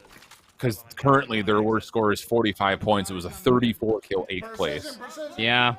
I mean, Auburn's got, let's see, 15 kills, somewhere around there. Yeah. So, I mean, definitely doable, but you have to get it up right here. You have to win this one. He's running down the hill. Oh, there's more. Oh, dead slide again. There we go. Did you see that from Paint? No, I did not. Okay, Colorado State has 4 first-place finishes and a second-place finish. This is the first time in a qualifier that a team has been able to submit 4 first-place wins, and they're still not going to win. That's so tough. Oh, man. Oh, fuck. I don't even have... That's actually so sad. But I mean, hey, they're consistently always at the top. They are putting themselves up in some pretty great numbers, and honestly speaking, I mean, this week is probably the most explosive that we've seen out of 100%. CSU. Yeah, 100% agree. Someone came different, though. Today was Western. Who would have guessed? Not me. I got gulag. Yeah, same. Oh, there's one more here, bro. One shot. On my ping. VCU having a little bit of a struggle through what is going to be their final game here. Dragon still has a gulag. Seems even for University of North America, they are recovering, at least at this moment of time. But going outside the gas for loot, that could be a little bit of a tough situation break, especially if you don't find a gas mask, and it doesn't look like he will. Auburn is looking like he is pretty much toasties unless the sim shot fully gets him there. Let's off for some loot. Not going to be able to find a gas mask either. Also, on the other side of the screen, at least Dragon's going to be able to win their gulag. So VCU, Virginia Commonwealth, they're still staying alive. Auburn has to use the stim shot. Got shot at from behind. Has plates to use. Oh, it's not going to feel good. Not looking great for University of North America here in this one. Now Mink is in trouble, and both these players are stuck. You just got to fight your way through the water. Hopefully some shots can land here, but nah, it's not going to happen. I'll throw the decoy grenade. Oh, that's not what I wanted. No. That didn't work out all that well. Well, about animated Auburn is, too. You just... Yep. Wrap it bad. Throws a decoy. Oh, well, that's not great.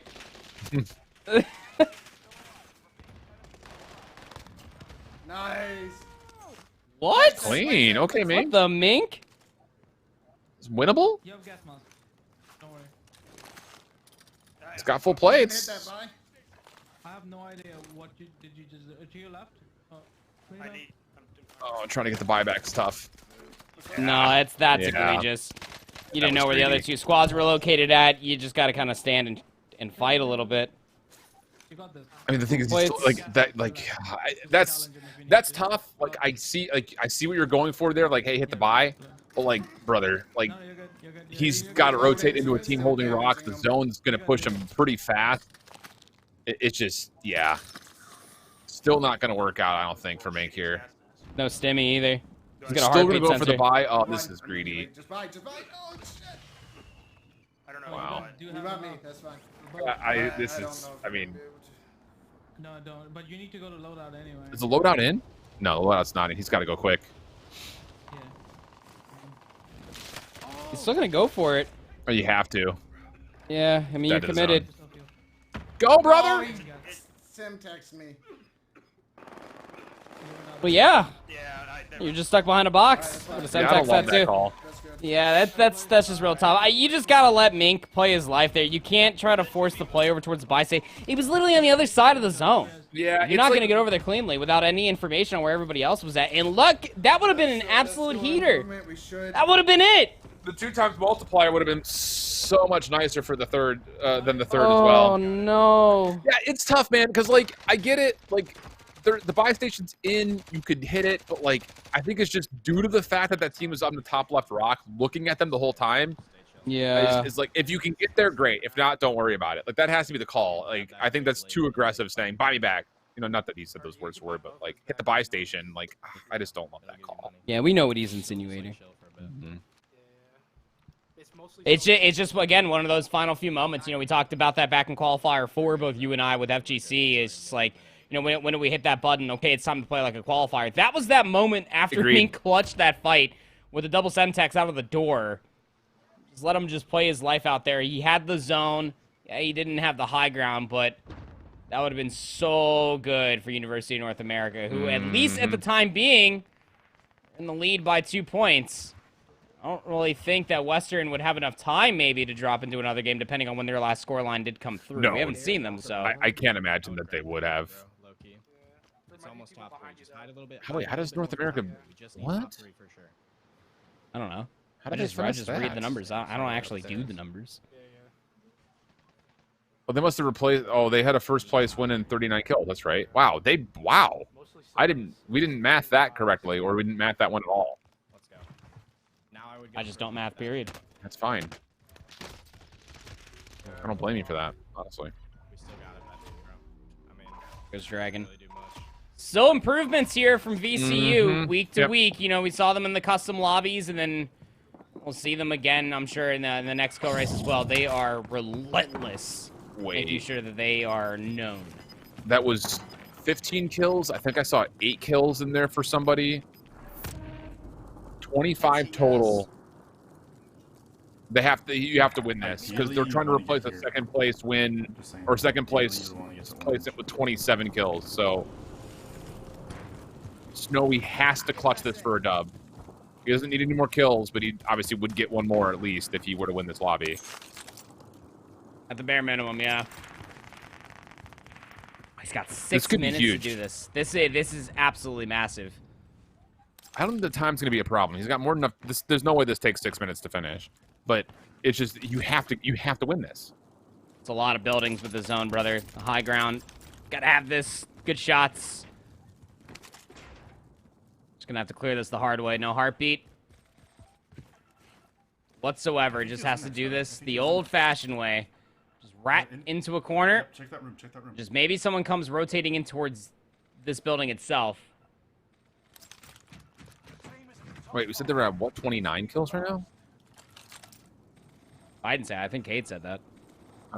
25. There's 26. And it's a 1v3. If you can get 29 in a win, it'll be close. They would improve their score by about 15 points, I think. Oh my god, it's getting rocketed, brother. These guys are not cowards on top of the silo. Oh, to your left, too. No. No more armor plates. No stim shot. Not good. SMG at range. Nice shots. But it's not going to be good enough. The rockets! Oh, no, dude. Insult to injury, no. Yeah, So that's all you can really do. Yeah, 27 in a second again. Second time in a row, so. Dang. Tough. So Colorado State is going to sit in third this time. So it's different, but not in the right direction for them, it looks like. Just based on what we had. Consistency, though, hey, I mean, these guys are putting up numbers. Obviously, the intention right now is that we'll still play playoffs and custom games if they ever come back. So that's going to be a very different side of things when it comes down to being able to turn, again, what I like to call these is like confidence building rounds, where you just go out, use frag, get used to each other, figure out exactly, you know, what you've got in terms of a team, what their kill potential is, when we play for fights versus when do we not. I think those are really good lessons that are very easily, I think, learned in kill race formats like this. Yeah, no, totally. Because, I mean, it also is able to showcase one of those players that needs to be breaking off. That's what I think was really important for FGC in these specific types of rounds when they are kill racing comparatively to what we saw from them just in custom lobbies. Like, there was nobody, like, ready to take risks. Nobody that was willing to take space, if not take an off angle. I feel like you can really get that boost of confidence by doing kill races, but then obviously, you know, branching all the way back to, you know, a top 3 situation, now you need to play together as a team and kind of deathball your way through the last 4 squads. Indeed, indeed. Well, with that in mind, we will send things off to a break, get the final scoreboard tallied up, and we'll come back to reveal who our winners were, plus also who the other top 3 would be after a very tight battle here in qualifier number 5. We'll be back right after this.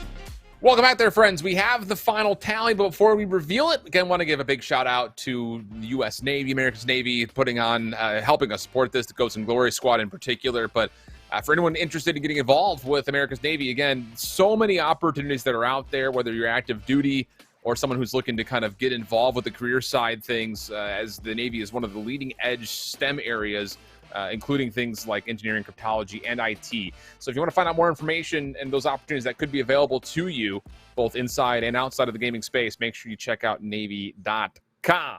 But with that, the final leaderboard, and it got tight this weekend. It absolutely did. Here's your final scores. The University of North America takes the dub by 2 points over Western Esports. So that final submission from University of North America, just enough to get over the hurdle. VCU finished in third. Florida Gulf Coast slipped down to fourth. And Colorado State, who technically won the most lobbies with submissions today, fall in fifth with 305 points. And you see the rest of the breakdown between 6th and 10th. A lot of the teams that we were watching throughout this evening, of course, populating that top 10 proper.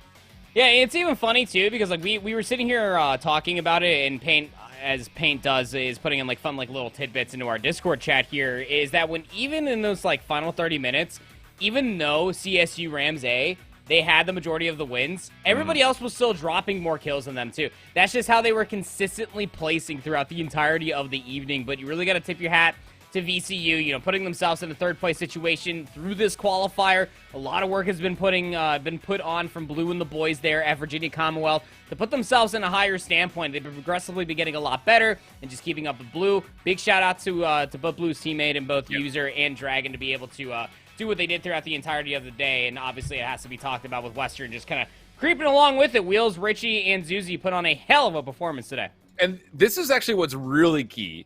Not only do Auburn and Co. find a way to get, you know, the win plus the $300 to split, but all three of these squads, I believe, are new submissions now into auto qualification to the College Warzone playoffs. I don't know if that's 100% for sure, but I'm pretty sure that's the case. I don't think any of these have been in our top 3 in the past. So that's super cool news for all of them, especially considering like how close VCU has been and how they're trying to work on things and stuff like that. Like, you know, there have been some squads that have popped up and really blown, you know, the shoes off of the entire day. But for VCU, now you can feel confident that you're going to be at playoffs and you can keep plugging away more safely at your overall tally to try to get yourself as high up in that leaderboard as possible when it comes to things like seeding, for instance.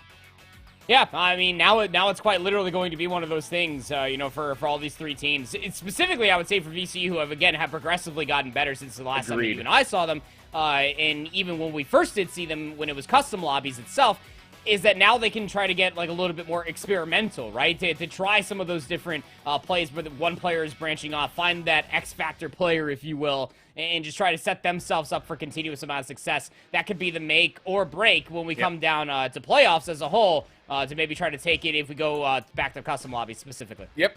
I like the call. It's a really successful week for, I think, all three of those teams. And also just, again, the amount of teams that finished over 300 points this week, so much bigger, the list-wise, than those that had finished both in Qualifier 3 and Qualifier 4. So everyone learning, everyone improving, things we love to see as we have 2 more qualifiers before we get towards playoffs. Registration open for qualification is it number 6 or number 7? Am I completely twisted? 6. It's 6? This is, okay. Yeah, this is 5. This is 5. I just saw Paint's message that qualifier number 7 registration is open. I guess 6 is already open. So make sure you register. Again, if you haven't participated yet, does not mean that you can't, you can participate in as many or as few of these as you'd so choose to do. So make sure you check those things out if you're interested in getting involved. Otherwise, if you're someone who's looking to stay involved, make sure you get yourself registered. Don't wait till the last minute. I saw Payne's tweet earlier today saying you can count on college esports for one of two things. Either 40% of teams are going to sign up at the last minute, and 20% of those teams aren't even going to show up after they register. Register, show up, do all the things. Proper final words. I mean, I'm honestly always just so happy to be able to see just how much talent is just locked in, not only for the Call of Duty community, but the collegiate Call of Duty community. It feels like we're always building even year by year from the first time you and I hopped on from Black Ops 4. Now here in Warzone, I mean, we're seeing a whole different spectacle of performers and performances at that to come out from a lot of these different colleges. Definitely looking forward to the end of the road here. Dude, think about it this way. When we were first starting to do College COD in Black Ops 4, there were 32 teams in that league. We had more than 32 teams participating in this first Warzone event this year. So up and up all the way through. But we'll catch you guys next week for qualifier number 6. Same time, same place. Until that point, make sure you keep holding it down. Bye-bye.